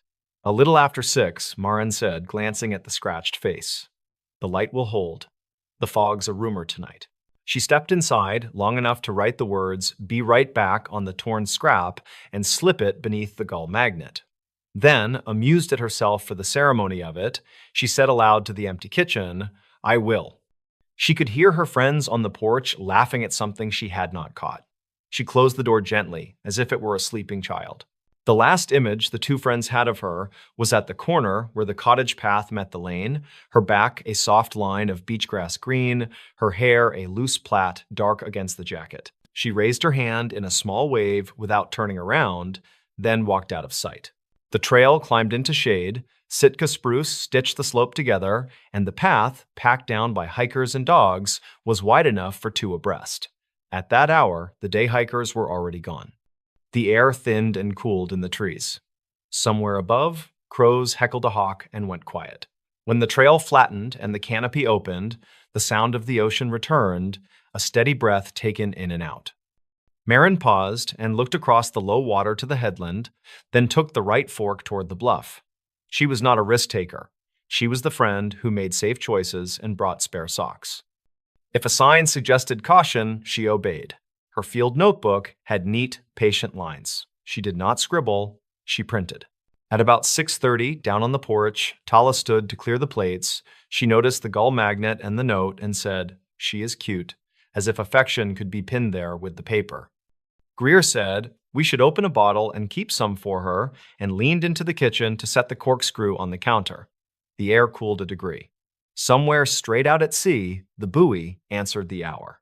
By 7, the color had drained from the grass, and the first of the evening chill slid down from the trees.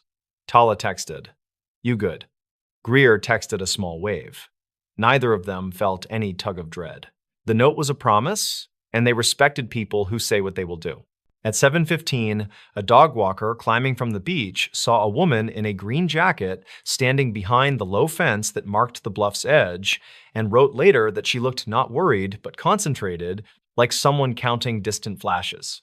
The dog paused, nosed something rank, and the walker tugged him on. At 7:30, a couple in the parking pullout at the top of the trailhead remembered a woman stepping down from the bluff path and touching the rail once with her palm as if it were warm. The couple argued in low voices about whether the coastal road was open to the south. The woman in green passed them and went inland toward the trees, or so they said later. The timestamps of their own photographs that evening placed them there at about 7:28. The phone chronicled the alibi in silence. At 7:40, the tide rolled itself close. At 7:55, Tala's second text made a sound that was too loud for the room. It hung there. By 8:15, they were standing in the lane with their hands shoved into their sleeves, looking toward the trailhead, telling each other the light would carry just a little longer. They tried to laugh. They said together, "Be right back," and both of them shook their heads at the symmetry.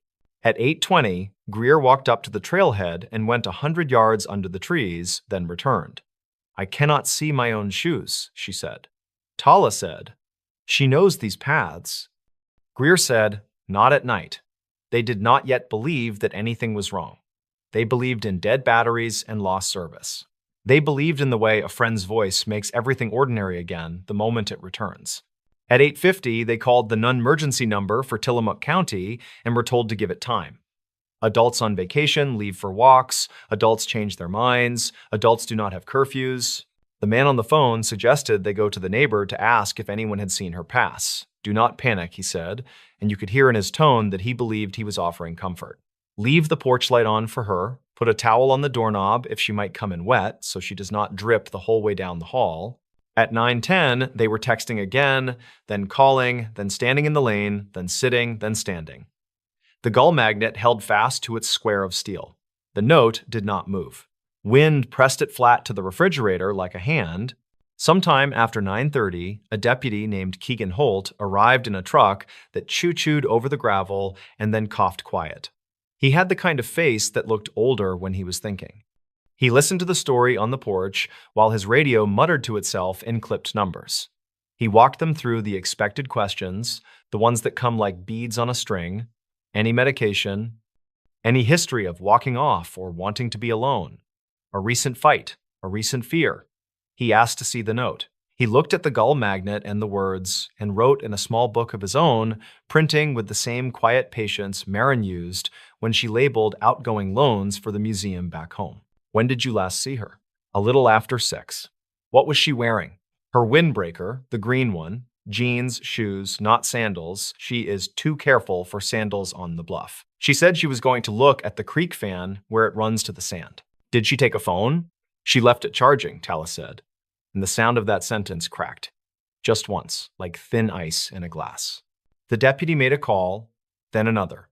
He went to the trailhead, stood with his light pointed down the path, and turned in a slow circle so the beam drew a pale ring on the trees. He broadcast a description. He asked a neighboring deputy to stop by the pullouts on the coastal road to flash a light over the rail where the bluff faced the sea.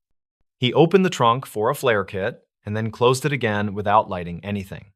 The radio said other deputies were on their way. The radio said to take care on the boardwalk near the marsh. The radio said the tide was still coming in for an hour. Just after 10, a volunteer with a search and rescue group pulled up, then 2 more. They unrolled a map on the hood of the truck and weighted the corners with flashlights. Greer said if she got turned around, she would not have gone far. Tala said she would follow water down. Keegan nodded, then asked gently whether Marin would ever leave on purpose. No warning, no forwarding address. The friend said no in a way that made the word a room.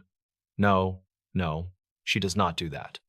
She is not someone who leaves the table without saying where she is going. The deputy wrote, then set his pen down. The wind picked up and worked the brown needles of the trees into a hiss like the beginning of rain. A rescue dog arrived with a handler and sat so neatly on the gravel beside the truck that Greer felt herself breathe for the first time in an hour. The dog's name stitched on his harness was Benson.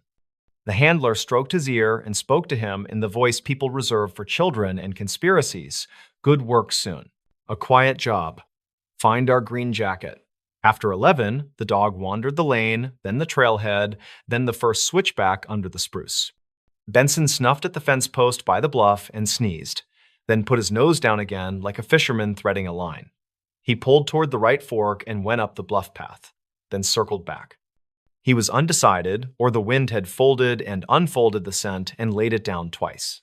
The handler signaled left, then right, then shrugged and let the dog choose. The beam of Keegan's light made coins on the wet leaves. The ocean scraped and breathed and scraped again. Around midnight, two more trucks idled with their lights low, and a slow ping went out to other searchers. Tala stood with her hands around a mug, so hot it made the bones in her fingers ache. Greer had the tight face of someone who has kept it together in front of strangers and will not let go yet. When Keegan asked again what Marin might have been thinking when she left the porch, Tala said, "She is the kind who writes letters she never sends, then tucks them between the pages of books," meaning she loved the idea of saying it right. Greer said, "She slows down when she sees a certain kind of sky. Will it help to know that?" Keegan wrote both things down not because they were likely to help, but because sometimes a sentence will be the one someone needs to read later. He knew from other nights that grief likes an archive. After 1 in the morning, Fog came back as if it had gone just to fetch something it forgot. The dog made a new decision and walked the length of the fence along the bluff, then paused where the path bent into a shallow, sandy depression, the kind of place winter runoff liked to scribble. The handler knelt, lifted the dog's chin, and asked him. Then, Benson nosed a smudge of something on the rail. Keegan lifted his light and saw that a palm had touched there. Not a fall, not a slip, just a pause and a thought. He turned the light on the sand and found a lattice of small, delicate edges that might have been a shoe sole. They were not distinct enough to be forged into certainty. The sand rearranges its truths quickly. At 2, the tide turned and began to go out, exposing creek rock slick as pewter. The searchers followed the boardwalk near the marsh. They found nothing. They followed the creek down, where it lay itself into the sand and spread thin like tinfoil. They found nothing. Keegan radioed the Coast Guard station farther up the road and asked for a slow light sweep along the dark line of water. A boat's engine answered the sea with a low, steady punctuation. It placed a shape beside the noise and moved it, north to south, then back again.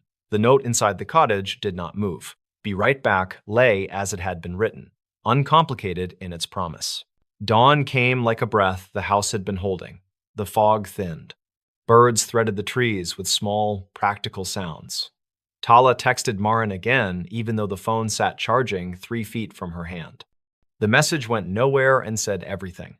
Keegan gave them both a ride to the small station farther up the highway. The room smelled like coffee and paper towels.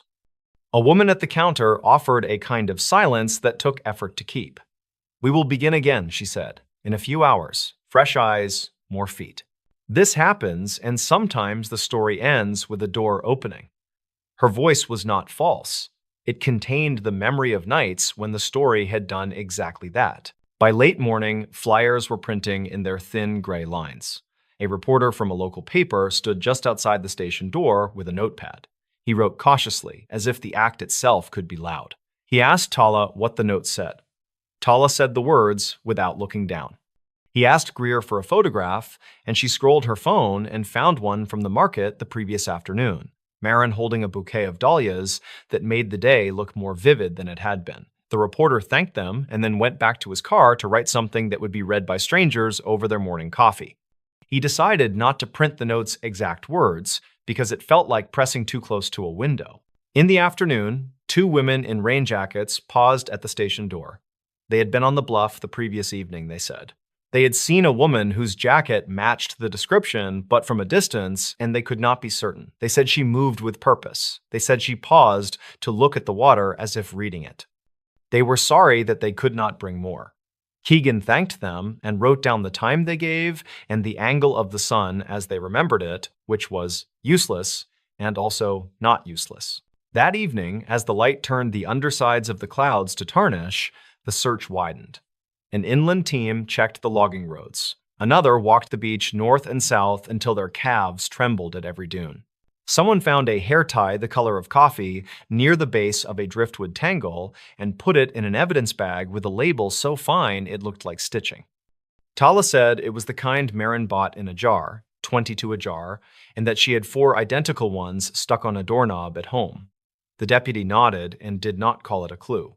He let it be what it was, a small object that had belonged to a person and now belonged to the world. On Sunday, the first rumor arrived. A woman in a grocery store 10 miles inland said she recognized Marin and thought she bought trail mix and a map.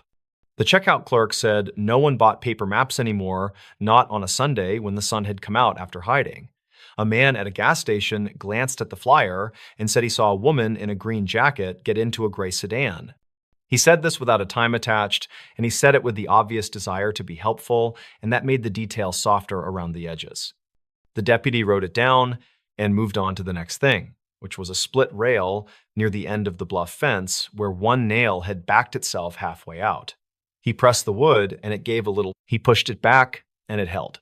On Monday morning, when the tide was low enough to show the scar of the creek clearly, a pair of searchers waded in neoprene at the place where fresh water met salt. They walked slow, they walked together. They found nothing that had not been on the beach the day before. The buoy out at sea counted the hours, the gull magnet in the kitchen held steady. It was the most faithful witness the cottage had. Investigations widen like circles made by a thrown stone, and then they harden into lines. People are interviewed, workplaces checked, phone records examined, cameras along the coastal highway reviewed for slices of green jacket walking past a window of convenience store light. It is tedious work and holy work. On Tuesday, at her museum in Spokane, a supervisor named Anna printed a letter for anyone who asked. It said that Marin had not been in any kind of trouble, that she had asked for those days off months before, that she had signed the art shipping manifest for a temporary exhibit on the Thursday morning before she left for the coast, and she had done so in her quiet, neat print, each letter in her name set down as if it mattered. On Wednesday, a ranger who knew the bluff by seasons rather than days noted that a section of the path near the fence had been chafed by more footprints than usual and that the roots there made a shallow shelf like a step. It was the kind of place a person might pause to look for whales. It was the kind of place a person might shift their weight and then decide to step back. He told Keegan what he had noticed. Keegan thanked him and wrote the words. In the evening, rain came thin as thread. Not enough to soak, just enough to smudge edges. On Thursday, a volunteer walking south toward Proposal Rock found a small pen with a needle tip and brought it to the station in a plastic bag. The pen did not have a name on it. It was the kind Marin used because it made her print narrow and sharp. Tala held it and then handed it back. She said it could be anyone's, and for a moment, it seemed a kindness to let the world be full of identical pens. A week later, the flyers were taped and retaped, their corners curly as the fringe on the torn scrap in the kitchen. A woman from a larger newspaper called the station and asked to speak with Keegan. He answered and said only what he could say, which was that they were still looking, still interviewing, still asking for anyone who had been on the bluff the evening of the walk to call. The reporter asked about the note. He said simply that it existed. The reporter asked if they believed she had left of her own choosing. He said the line that officers learn to say and mean. We are considering all possibilities. He meant, we are not closing any doors until a door closes itself. The door closed 2 weeks after the note. A fisherman working north of the headland saw color in the rack line that did not belong. He marked the spot by sight and kept his boat steady and did not look away. He called the Coast Guard. He told them he was sorry to tell them what he had seen, and they told him he had done exactly the right thing. A small procession of people who know how to be brave without an audience began moving toward a place they had all guessed and hoped at once. Later, when asked, Keegan would say the call came just after sunrise, when the day was pale and undecided. What can be said without taking more than belongs to the people who loved her is that Marin was found between the bluff and the rock in a narrow band of water that forgets then remembers every hour of every day. The ocean had carried her and then let her go. There were no marks of violence on her body. There were no signs that sent the narrative running down darker corridors. The medical examiner, in the manner of medical examiners, wrote what the water knows in a language of measured certainty. An accidental drowning, the document said. The words were not poetry, and they did not try to be. It is likely, based on the position and the time and what the ranger knew about the shallow shelf near the fence, that Marin stood where the view is best, where the headland swings out and the ocean widens. It is likely she set her hand on the rail as she had been seen to do. It is likely the sand gave a little, or her shoe shifted on a root, or she stepped down toward the edge to see better, and the bluff's face tilted her weight in a way she did not expect. It is not certain. The ocean swallows certainty and then speaks in hushing sounds that make you think for a moment that you hear an answer. You do not. You hear only the body's most ancient lullaby. Breathe, break, breathe again. Tala and Greer were brought to the station and told with care. The deputy chose words that could be held without cutting the hands that held them. He did not say lost, he did not say gone, he said found. He said her name and let it be the anchor of the sentence. He asked if there was someone he could call. They were two people at the center of a map that had folded too many times. Tala cried in a way that made no sound. Greer stood, then sat, then stood again. The officers knew what to do. They gave them a room and a pitcher of water and 2 paper cups, as if there were a ritual to draw a human being back into the world of objects. Later that afternoon, Keegan drove down to the cottage to close it carefully. The gull magnet still held the scrap. The words on the note did not look guilty, they did not seem untrue. The promise embedded in them had not been a lie, it had been an intention. He stood in the kitchen longer than he meant to. He took the magnet off and placed it on the counter. He slid the paper into a plastic sleeve with the quiet exactness of a librarian. He did it because he believed, perhaps superstitiously, that the things people leave behind deserve a witness. He moved through the rest of the rooms, gathering what should be gathered, opening a window to let the house change air. When he stepped back onto the porch, the buoy answered the hour as if nothing had happened at all, as if hours are things that can simply be counted and not felt. The next day, beyond the formalities and the transport and the signatures that punctuate a grief like staples through paper, Keegan drove to the bluff a final time. He walked to the fence and looked down without leaning. He could see the groove where winter water wrote itself into the sand. He could see the creek's fan lift a thin light as the sun slid free of a cloud. He closed his eyes and listened to the rush and pause. He said a few words to no one in particular and was not embarrassed by the fact of it. Then he drove back to the station to write his last note in a case that had never been a case in the way the word is used on television. He printed it neatly. Family notified, identification confirmed, cause of death ruled accidental, personal effects cataloged, note collected from residents. Weeks later, Tala put the small field notebook in a drawer without reading the pages she had not written. Greer folded the thrifted market postcards into an envelope and addressed it to Marin's mother in Spokane without adding a letter, because anything she wrote would be both too much and not enough.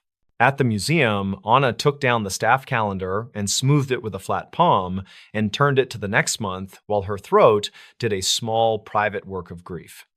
The coastal paper printed a second story that was shorter than the first. It did not quote the note, it did not need to. The readers knew by then the shape of the promise and how it had unraveled.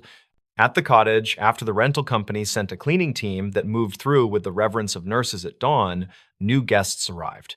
They noted the smell of the sea and the sound of the buoy and the way the porch board sighed when you stepped in the center. They admired the gull magnet, which the cleaner had returned to its place on the refrigerator as if it had always lived there and always would. They went to the bluff near sunset and leaned their elbows on the fence and looked out. One of them set a palm on the rail in the exact place where 2 weeks earlier a different palm had rested. The ocean reached for the shore and fell away and reached again. The creek wrote and erased its silver line. A dog barked, then gave up and lay down. The guests did not know the weight that had once collected in that small depression in the sand where runoff liked to scribble. They did not know that a deputy had stood there in the dark and made a private promise to carry a sentence carefully. In time, the story settled into the place where stories go when they are too ordinary for legend and too tender for gossip. It did not become a cautionary tale, not exactly. People still went to the bluff at dusk. They still leaned on the rail. They still set notes beneath magnets in kitchens and wrote words that said what they meant in the minute they wrote them. Be right back. Home soon. Just out. They meant it each time. Most of them kept the promise easily because life is generous far more often than it is not. What remains is a short sentence printed in neat hand, torn from a small pad, pinned under a ceramic gull. What remains is the sound of a buoy counting the hours like someone reading a list of names. What remains is a set of careful hands, a green jacket, a field notebook with a few blank pages at the end, and a stretch of coast that does not remember and does not forget. On a certain kind of evening, the light goes thin, and the ocean turns the color of old coins, and the fence makes a shadow that looks like writing. If you are there, and you lean your hand where she leaned hers, the rail will feel cool and unimportant. You will look out and think of everything you meant to do and say. You will understand, for a brief, exact moment, how a promise can be true and still not be kept. Then the hour will pass. The buoy will answer. The creek will spread its silver fan and fold it back again, and the note, snug under its small ceramic bird, will rest in its sleeve in a box in a room where the lights are soft and the labels are narrow and sure, held quietly for the people who need to know that the sentence existed, that it was written in good faith, and that it was not enough to overcome a step, a slip, the tilt of a bluff, the ordinary power of water, and the thin, unarguable law of gravity. There is no lesson the sea would admit. There is only the tide, an unhurried metronome. There is only a name spoken inside a room where the doors are shut and the windows are latched, and someone has turned off the overhead light. There is the sound of paper, thin and definite, sliding into its folder. There is the quiet the cottage keeps after everyone is gone and the porch boards breathe in the cooled air. There is the magnet, the gull, the square of steel. There is the sentence, faithful to its last. Be right back. She thought the house was haunted. A man was living in the Wallses. It started with the smallest sounds that could be mistaken for wind. A brush against old plaster, a hush of movement above a ceiling. The house on North Sheridan Avenue in Tacoma had survived more winters than anyone on the block, and it spoke the way old houses do, with sighs in the joists and uneven breath in the vents. That is what Maren Wycliffe told herself each night when the noises returned just as the streetlights blinked on and the gulls from Commencement Bay wheeled toward darker water. Before we begin, tell me, where are you listening from and what time is it there? On a Thursday in late October of 2019, Maren arrived home from the public library just after sunset. Her hands were cold around the metal key. She had been cataloging donated paperbacks all day and wanted nothing more than a hot bath and a quiet hour with a biography she had set aside. The porch light stuttered, on and off, as if welcoming her with a nervous tick. She laughed softly, a single note that sounded like pretend courage, and stepped inside. From the entryway, she could smell damp wood and cedar. The house had belonged to a widowed teacher before Maren, a woman who kept bees and hung dried lavender bunches from the rafters. Maren liked the history of it, the way a home holds on to the people who cared enough to repair it. In the dining room, a framed photograph of Tacoma's old streetcars leaned against a wall that needed patching.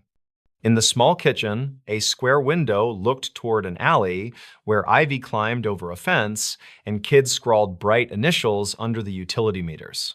That night, the noise came again, but crisper. Tap, tap, a scrape. Then silence so complete she could hear the heat switch on in the basement.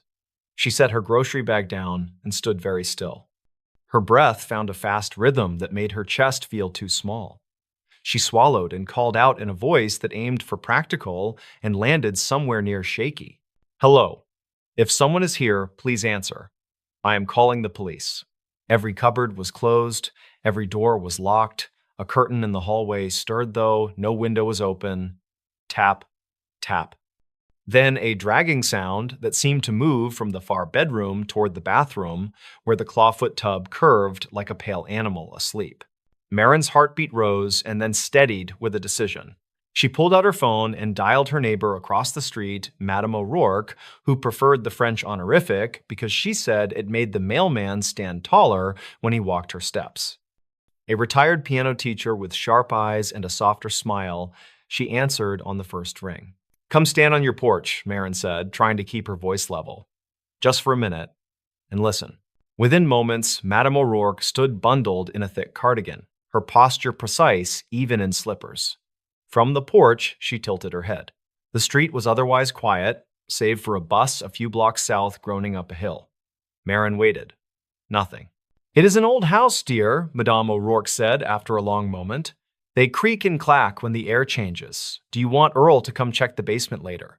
Earl was her son, who sometimes mowed lawns and sometimes disappeared for weeks fishing on a friend's boat. Marin thanked her, said she would be fine, and went back inside with a heart that would not agree to calm. In the bathroom, she touched the glass of the medicine cabinet. A thin fog from the earlier shower blurred her reflection at the edges. She wiped it away, and out of habit, she adjusted the small latch that kept the mirror shut. The next morning, the latch was open. Marin stood very still and felt a small but ferocious chill start at the base of her neck and fan outward. She had closed it. She remembered the click. She remembered the surety of that tiny sound. She tested it again, and it held fast. She turned her head and listened. The house offered a distant sigh, as if in apology. Over the following week, more minor wrongness drifted into place. A jar of coins turned so the label faced the wall, a kitchen chair pulled half an inch from the table, a speckled mug moved from its hook to the counter, handle angled just so, as if someone had set it down thoughtfully and left for a reason not explained. Each time, Marin searched for proof of her own carelessness, a moment when she had been distracted and left something where it did not belong. Each time, her memory insisted she was not mistaken. The noises were worst just before dawn. She would wake to the quiet thrill of adrenaline and hold her breath until her lungs protested, and in that held breath, there would be the faintest whisper of movement behind the walls. On a wet Monday in early November of the same year, she brought home a new lock for the back door, one with a heavier bolt. She called a handyman named Llewellyn Pardee, a quiet man with a hummingbird tattoo that looked ready to dart off his wrist. He arrived smelling of rain and pine soap. He replaced the lock and checked the basement windows, crouching to inspect the small latches that most people ignored. He tested each one and announced that they were sound. He climbed the narrow stairwell and looked at the attic hatch. He tugged the string and peered up into shadow and dust. "No footprints in the dust," he said, "and no signs the hatch has been moved in a while." He glanced at Marin, kindly puzzled. "You say you hear it mostly overnight." "Mostly," she said. "And sometimes when I get home, like someone is listening for me." His eyebrows pulled together, a small corrugation of concern. Mice could do small mischief, but not pull out a chair. Maybe there is a vent opening in a strange place, causing pressure when the air changes. "I can take a look at the ductwork next week." After he left, the house felt heavier, as if it had exhaled and decided to wait. Marin made tea and carried it to the front room, where a green velvet chair kept vigil by the window. She sat and watched the street, cars sliding past with headlights smeared by drizzle. A woman in a red raincoat walked a beagle that stopped to sniff every microsecond of the world, as if the day's truth lived in damp leaves. Marin pressed her palms to the warm mug and tried to imagine what a rational person would do next. She decided to write it all down. Date, time, detail. She started a notebook and kept it by the fridge. Tuesday, just after 11 at night, hallway creak, 3 steps, then a soft thud. Wednesday, 5:15 in the morning, kitchen drawer open, spoon out, placed on counter. Thursday, just before 8 in the evening, a draft in the bathroom, mirror latch loose again. By the second week of November, she was waking with an ache in her jaw from clenching. Friends at the library noticed her quiet mood. Her coworker, a reference assistant named Etta Holcomb, asked if she wanted to house sit her sister's condo while they were away for the holiday. Marin considered it, then shook her head, slow and firm. Leaving would not answer the question of what was happening inside her own house. It would only stretch the fear across a different set of days and walls. On a wind-colder Friday, the answer began to show itself in a way so clumsy that it felt like a dare. Marin came home and found a single page torn from a magazine tucked under the living room rug. It was a recipe, the edges ragged from hurried hands, and it had been folded into quarters and pressed flat, as if someone had used their full weight to hide it quickly. The recipe was for cider brine chicken. A rectangle of tape clung to one side with lint and grit stuck to its edge. Her mouth dried as she stared. The room's corners seemed to lean toward her, a narrowing. The rug had not been moved since she first put it down in early autumn. She lifted the rug and looked for more, her hands shaking. Dust and a penny. Nothing else. She took the page to her neighbor. Madame O'Rourke pressed her lips together and made a small, dismayed sound. Maybe a draft lifted it from a stack and it floated right there, dear. Under the rug, Marin said. Tucked, then taped. I do not keep magazines like this. And I do not have tape in the living room. Madame O'Rourke's expression changed, the sturdy lines of her face tightening with alertness. Come back to my porch for a bit, she said. Let us think. She poured Marin tea that smelled of orange and clove and brought out a dish of shortbread, placing it on a crocheted mat with small daisies. The porch had seen 100 piano students come and go, had held grandparents and late-night phone calls, and a small dog named Reggie who barked only at delivery people. It felt like a place where the walls kept confidence without being complicit. You will call the police, Madame said gently. Not because you are certain, because you are frightened. That is reason enough. The officer who arrived a half hour later was named Thaddeus Rook. He was patient and soft-spoken, a man whose posture said he knew the harm that certainty can do when it is wrong. He walked through the house, his pen ready but not eager. He inspected the doors. He glanced at the open spoon drawer, at the notebook by the fridge with its careful notes, then at the single magazine page sealed in a plastic sandwich bag Marin found under the sink. Has anyone else had a key, Miss Wycliffe? Only the realtor, long ago. And the handyman this week, but he was with me the whole time. A friend once watched the place when I first moved in, but she returned the key. I have not given one to anyone else. Thaddeus nodded and wrote in neat print. He crouched by the baseboards and looked for pry marks. He stood at the bathroom and touched the mirror frame, barely moving it, his eyes narrowing in thought. He turned and studied the wall to the right of the tub, where a section of sheetrock, discolored by age, met an older seam. The previous owner did some work back here, he said. See the line. That is newer. Have you ever opened the hollow behind the tub? Many houses this age have a plumbing chase, a space between walls that sometimes runs the entire length of a house. Often they lead to crawl spaces. Sometimes they can be accessed from the basement, sometimes from the attic. Marin felt her stomach tilt. I have not. He followed the wall back into the hallway and measured with his stride, counting off the distance from the bathroom to the far bedroom closet. He opened the closet and leaned his shoulder into the back panel. It gave a fraction of an inch, then held. May I, he said, gesturing to his multi-tool. She nodded, a frightening relief swimming up so quickly her eyes prickled. He cut a clean rectangle along a seam that looked more decorative than structural. When the panel fell forward, dust fanned out and a smell rose up, a mix of cold and old laundry and unwashed skin. Marin's throat clenched against a gag. Thaddeus switched on his flashlight and aimed it into the dark. The beam caught the outline of a narrow space just wide enough for a person to slide through sideways, the vertical ribs of two walls framing a hidden corridor that ran behind the rooms like a secret vein. He angled the beam downward.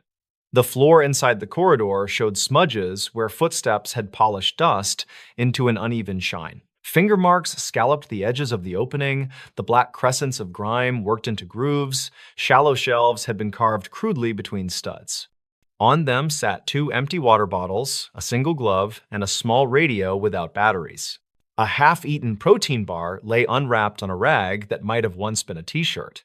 Marin heard a sound come out of her that she had never made before, a breath that turned into a low moan and then continued, as if she had bent some internal instrument and could not make it stop. Thaddeus glanced back at her and lifted a hand that seemed to settle the air. Let us step outside for a second, he said. He radioed for another unit in a voice as calm as the quiet before a snow. On the porch, the late afternoon had turned the color of pewter. Rain began as a mist that made everything slightly more real. Thaddeus positioned her near the banister and asked gentle questions. Whether there had been thefts in the house or only disturbances, whether she had noticed food missing, whether she had seen anyone lingering in the alley. She thought of the protein bar and realized that yes, a few cans had disappeared from the pantry. A jar of peanuts had felt lighter. Bread gone faster than she could account for. Minus 1 spoon. Minus a washcloth. Minus a sense of belonging in the place she owned. A second patrol car arrived. Officer Inez Paramo, compact and quick-eyed, joined them. Together, the 2 officers re-entered the house. Marin hovered at the threshold and then followed a few steps behind because not knowing had become unbearable.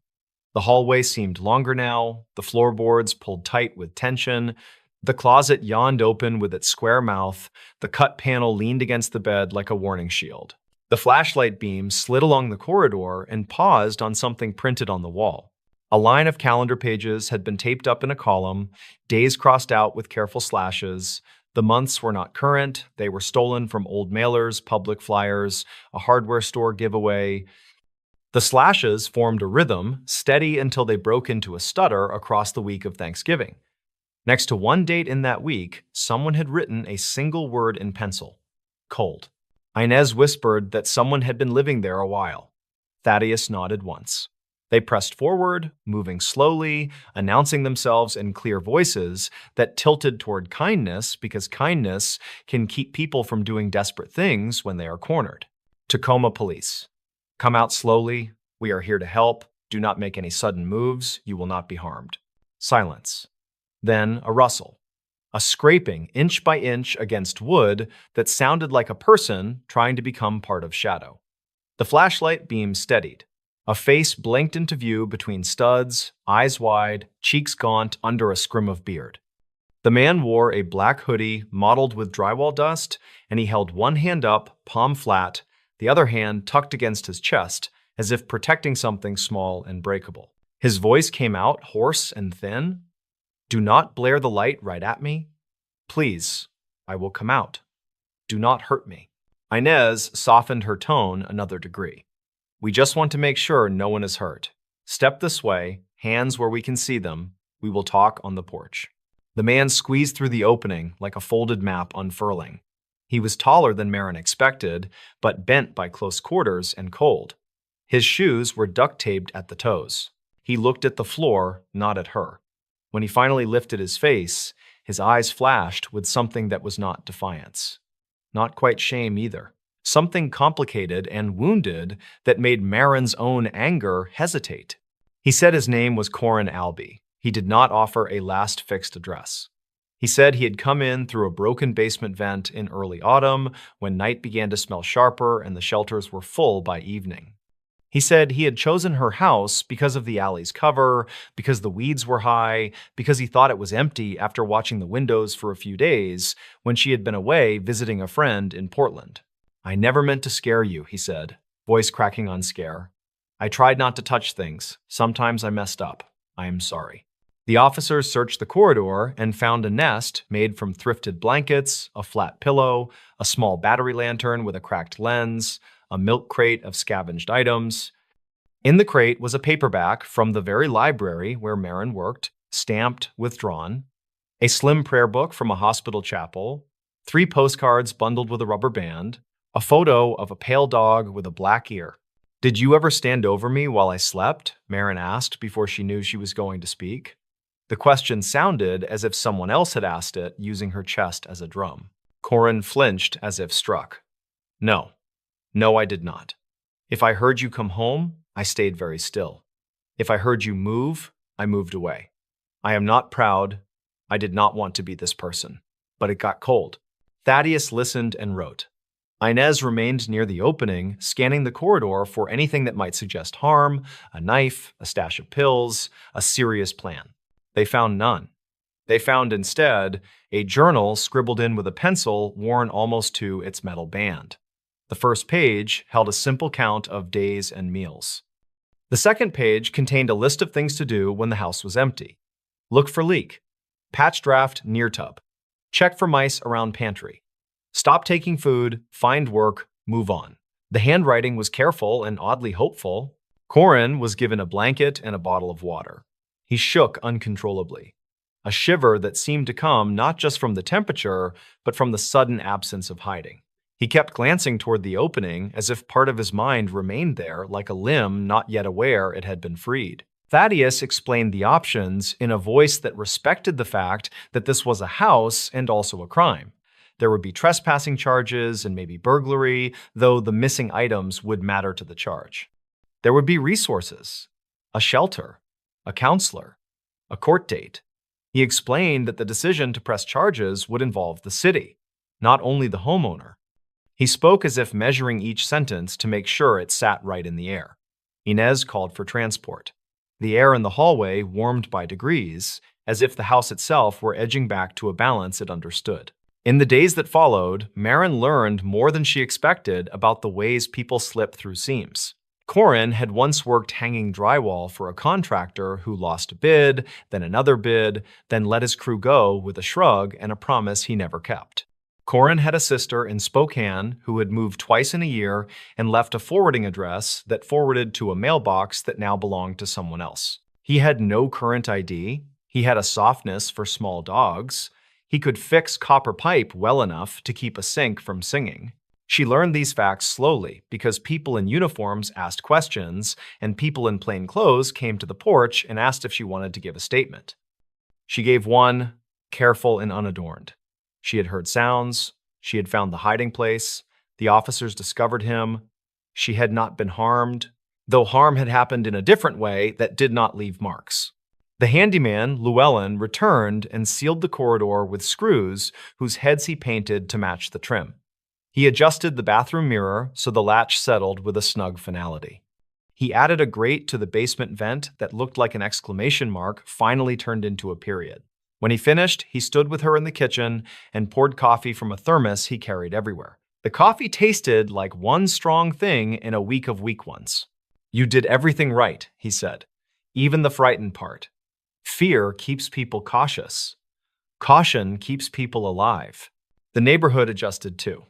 Madame O'Rourke started leaving her porch light on from dusk to dawn. Earl fixed the motion sensor over Marin's back steps. The woman with the beagle changed her route and passed by more often in the evening, waving with a smile that reached all the way to her eyebrows. Children stopped chalking their initials in the alley and began drawing circles that looked like eyes. Tacoma's rain drummed steady on roofs and gutters and gave the street a sound that was almost clarifying. One afternoon in December of the same year, Marin sat in the library's break room with Inez Paramo, who had stopped by to return a book of poetry she had borrowed months before during an outreach program. They shared a microwave burrito and a bowl of grapes. Inez, out of uniform, looked smaller, younger, and somehow more formidable. She listened as Marin tried to describe the way her house felt now. "It is my place again," Marin said. "But in the night, I sometimes hold my breath and wait for nothing. The waiting is louder than the nothing." Inez nodded in a way that said she believed in the physical reality of fear as much as the fact of drywall and screws. "The mind makes ladders and trapdoors," she said. "It thinks in architecture after it has been inside a house like that. It will quiet." In the following weeks, Corin was arraigned. A public defender named Orrin Vest met with him. The judge listened to the recommendation for a diversion program that included counseling, job placement assistance, and a requirement that he not return to North Sheridan Avenue. The prosecutor did not push for a heavy sentence and noted the absence of violence and the presence of obvious need. The court clerk read out dates that would later become folded papers in thin files. Everyone spoke in the careful tone people use when they know something fragile could be made worse by their own voices. Marin did not attend the hearing. She chose instead to stand in her kitchen at 9 in the morning and twist the mirror latch one more time, a ritual that had the texture of an incantation. She made toast. She watched light find the edge of the counter. She exhaled in a way that allowed her ribs to feel like part of the house and not at odds with it. Later that day, she went for a walk along Ruston Way, where the bay lifted its shoulders under gulls that shouted irreverent laughter into the wind. A barista at a stand near the water remembered her order and did not remark on the fact that she now tipped more generously, as if redistributing luck. That winter brought a sky as pale as porcelain most mornings. Marin developed a new habit. When she came home, she said hello to the house out loud in a voice not for anyone else. Not a prayer. Not a superstition. A statement. I am here. This is mine. You are safe with me, and I am safe with you. On a late Sunday in January of 2020, after the holiday lights had been taken down and the street wore its familiar dimness again, Marin received a letter from a shelter downtown. It was short. It thanked her for cooperating with outreach resources and for speaking with the advocate who called the week after the incident. It said that Corin had entered a program. It said he had asked that the shelter deliver a small envelope to her if she agreed. The advocate had asked, gently, whether she wanted it. She had agreed, and now the envelope sat on her dining room table. She washed her hands, she opened the flap, and slid out a single page folded twice. The handwriting was careful, like the list in the journal. The words were simple. I am sorry. I believe you were kind even when you were frightened. I did wrong. I will try to be better and to be someone you would not be afraid to meet on a street. Thank you for not making me into a ghost. Her throat closed around a feeling she had not named yet. Not forgiveness, not even relief. Something like permission to build a life again, not only a habit of vigilance. She folded the note and slipped it into a recipe book her grandmother had given her long ago, between the pages that described how to simmer broth slowly and how to taste before adding salt. She did not tell many people about the note. It felt like something that would be diminished by more air than it needed. Spring came, as it always does, even when it seems it will not. The maples along the sidewalk lit up with leaves, and the beagle's route expanded back to the park. Maren planted herbs in a window box over the kitchen sink and discovered the way new green smells like electricity. Llewellyn stopped by to show her how to check the attic fan. Madame O'Rourke began teaching a young neighbor scales on an old upright that had not been tuned since her last student left. The street acquired a different music. In the hush of some evenings, there were still noises. Of course there were. A house is a living system of materials, adjusting and forgiving, tightening and releasing, making small negotiations with time and weather. When the sounds came, Maren listened, and then she did what she had practiced. She breathed until the breath was not a task. She named what she heard. Foundation settling, heat moving, rain. She waited until the quiet returned. It usually did. On a deceptively warm afternoon in early May of that year, she found herself cleaning the closet where the panel had once opened into shadow. She had been avoiding it as if it were a cemetery of wood. She pulled everything out, boxes and coats and a pair of shoes that had never quite fit. The back of the closet, patched now and painted over, looked unremarkable. She ran her palm over the new seam. It was smooth, almost too smooth for a house that had lived this long.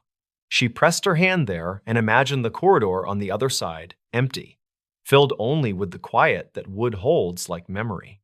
She set a small object on the shelf above, a round stone she had carried in her pocket since the winter. It was not a symbol intended for anyone else. It was the sort of stone you pick up on a walk because it fits the space between thumb and forefinger just right, and because its weight says something trustworthy about gravity. It sat there and did not proclaim anything. It just was. The city moved on because cities must. News cycles folded their own pages and found new ones. But the block knew. The neighbors wove the story into the fabric of the place, the way people do. A caution not spoken loudly, a memory held and then set down with care. Sometimes a new postal carrier would pause on the porch, greeted by Madame's formal hello and her instruction to stand taller. Sometimes a bus would breathe at the corner and let off someone who would look up at the row of houses and decide to keep walking. Sometimes the beagle would lift a paw, listening hard to some frequency humans cannot catch, and then he would sneeze and pull his human toward home. Corin did not return to North Sheridan Avenue. Maren did not see him again, though once in a store near the transit center, she noticed someone with a familiar stoop buying a pair of work gloves, and for a second, the world wavered around the edges like heat above pavement. The man turned and was not Corin. Her breath steadied. She bought a packet of screws and went home to tighten the hinge on a kitchen cabinet that had begun to squeak. The hinge quieted. The cabinet closed with a sound that felt honest. By summer, the house had developed a new rhythm that included less dread and more trivial pleasure. Light moved across the wood floors in long stripes. A friend visited and slept in the guest room without waking in the night. Maren read books on the porch and learned to identify the call of a particular crow that liked the fur at the corner. She cooked the cider brine chicken from the torn recipe, not because of the history of the page, but because she had always meant to try it. She brined it overnight in a bowl big enough to whisper ocean. She roasted it until the skin crackled. She ate it at the table alone and then shared leftovers with Madame 2 doors down. They agreed it tasted like something worth repeating. There were still nights when Marin would wake and the house would hesitate. She did not blame the house for this. She did not blame herself. She stood and walked the hallway, not as a guard, but as a person who belongs where she stands. In the bathroom, she touched the mirror latch and listened for the click. She watched her reflection. She looked less haunted than she had feared. She looked like someone who had been afraid and had not lost the ability to be ordinary. On a morning in late September of the following year, after a long walk by the water, she returned to find a letter without a return address. She opened it on the stoop. Inside was a sheet torn from a job intake form. A few lines had been filled out: name, date, position applied for at a warehouse off South Orchard Street. At the bottom, a small note: I have a place now, and a bed. No walls to hide in. Thank you for not turning me into a story that ends with a door slamming. She read it twice. She did not tell anyone. She slid the note into the same recipe book near the other one. She poured herself coffee and sat at the small table by the window and let the day cross its own threshold into being. Outside, the trolley of gulls scissored the sky. Someone down the block started a lawnmower. A bus breathed and then moved on. The house, in its ordinary way, gathered all these sounds and made them into a song that no one would dance to, but most people could live inside. He pretended to be a Rockefeller and got away with murder. The story begins not in the skyscrapers of New York or the white mansions of Boston, but in a small town in Bavaria, West Germany, during the early 1960s. In a quiet community, among rolling fields and narrow streets, a boy named Christian Karl Gerhardsreiter was born in February of 1961. His parents were ordinary people, living without wealth or privilege. Yet from his earliest years, Christian displayed an unusual hunger for reinvention. He was restless in the life he had been given and longed for something bigger, grander, something that would take him across the ocean and into the heart of America. By his late teenage years, Christian became fixated on the idea of leaving Germany behind. In 1978, at just 17 years old, he managed to secure a student visa and traveled to the United States. When he landed, he carried with him not just a suitcase, but also an ambition that would shape the rest of his life. He did not want to be Christian, the son of modest parents from Bavaria. He wanted to become someone else, someone important, someone with status. This was the beginning of a lifelong deception. Throughout the late 1970s and into the early 1980s, he wandered across different states. He enrolled briefly in community college classes, he stayed with host families, and he tried different names. At one point, he called himself Christopher Chichester, an English aristocrat with a hint of mystery. He introduced himself to wealthy families in San Marino, California, an affluent community northeast of Los Angeles, and quickly began to charm his way into their circles. His accent, his mannerisms, his fabricated tales of noble ancestry all made him appear eccentric, but in a way that appealed to certain people who were drawn to the exotic. He wore tailored jackets, spoke of film projects, and claimed to be descended from European royalty. It was all a performance, but one that was convincing enough for him to gain access to homes, dinner parties, and opportunities that would otherwise have been out of reach. It was in San Marino, during the early 1980s, that Christian crossed paths with a young couple named John and Linda Sohus. They lived in a modest home on Lorraine Road, not far from where Christian, calling himself Chichester, had taken up residence with a local family who had allowed him to rent their guest house. Neighbors thought he was peculiar, but not dangerous. He spoke of connections to Hollywood, of plans to travel, and of friends in high places. What they did not know was that behind his polite smile lay something far darker. In the winter of 1985, John and Linda suddenly vanished. They told friends they might be leaving for a job opportunity on the East Coast, perhaps even abroad. After that, no one saw them again. Christian, the supposed English nobleman living next door, gave vague answers when asked. He hinted they had been recruited for secret government work. He dismissed questions with a casual wave. Months passed, and then years with no clear answers. The Sohus family grieved, neighbors whispered, and suspicion lingered, but there was no proof, no bodies, no clear trail. Then, in the backyard of their San Marino home, construction workers later unearthed human remains. It was John Sohus. Linda's body was never found. The tenant, Christopher Chichester, soon disappeared as well. He slipped out of California, and with him vanished the truth. By the late 1980s and into the 1990s, Christian's deception only grew bolder. He cycled through names from Christopher Mountbatten to Christopher Crowe, posing as a Wall Street broker in New York. He claimed to have insider ties to high finance, to television, to the upper reaches of society. But perhaps his most audacious transformation came when he began to call himself Clark Rockefeller. With that single choice, he attached himself to one of the most powerful names in American history.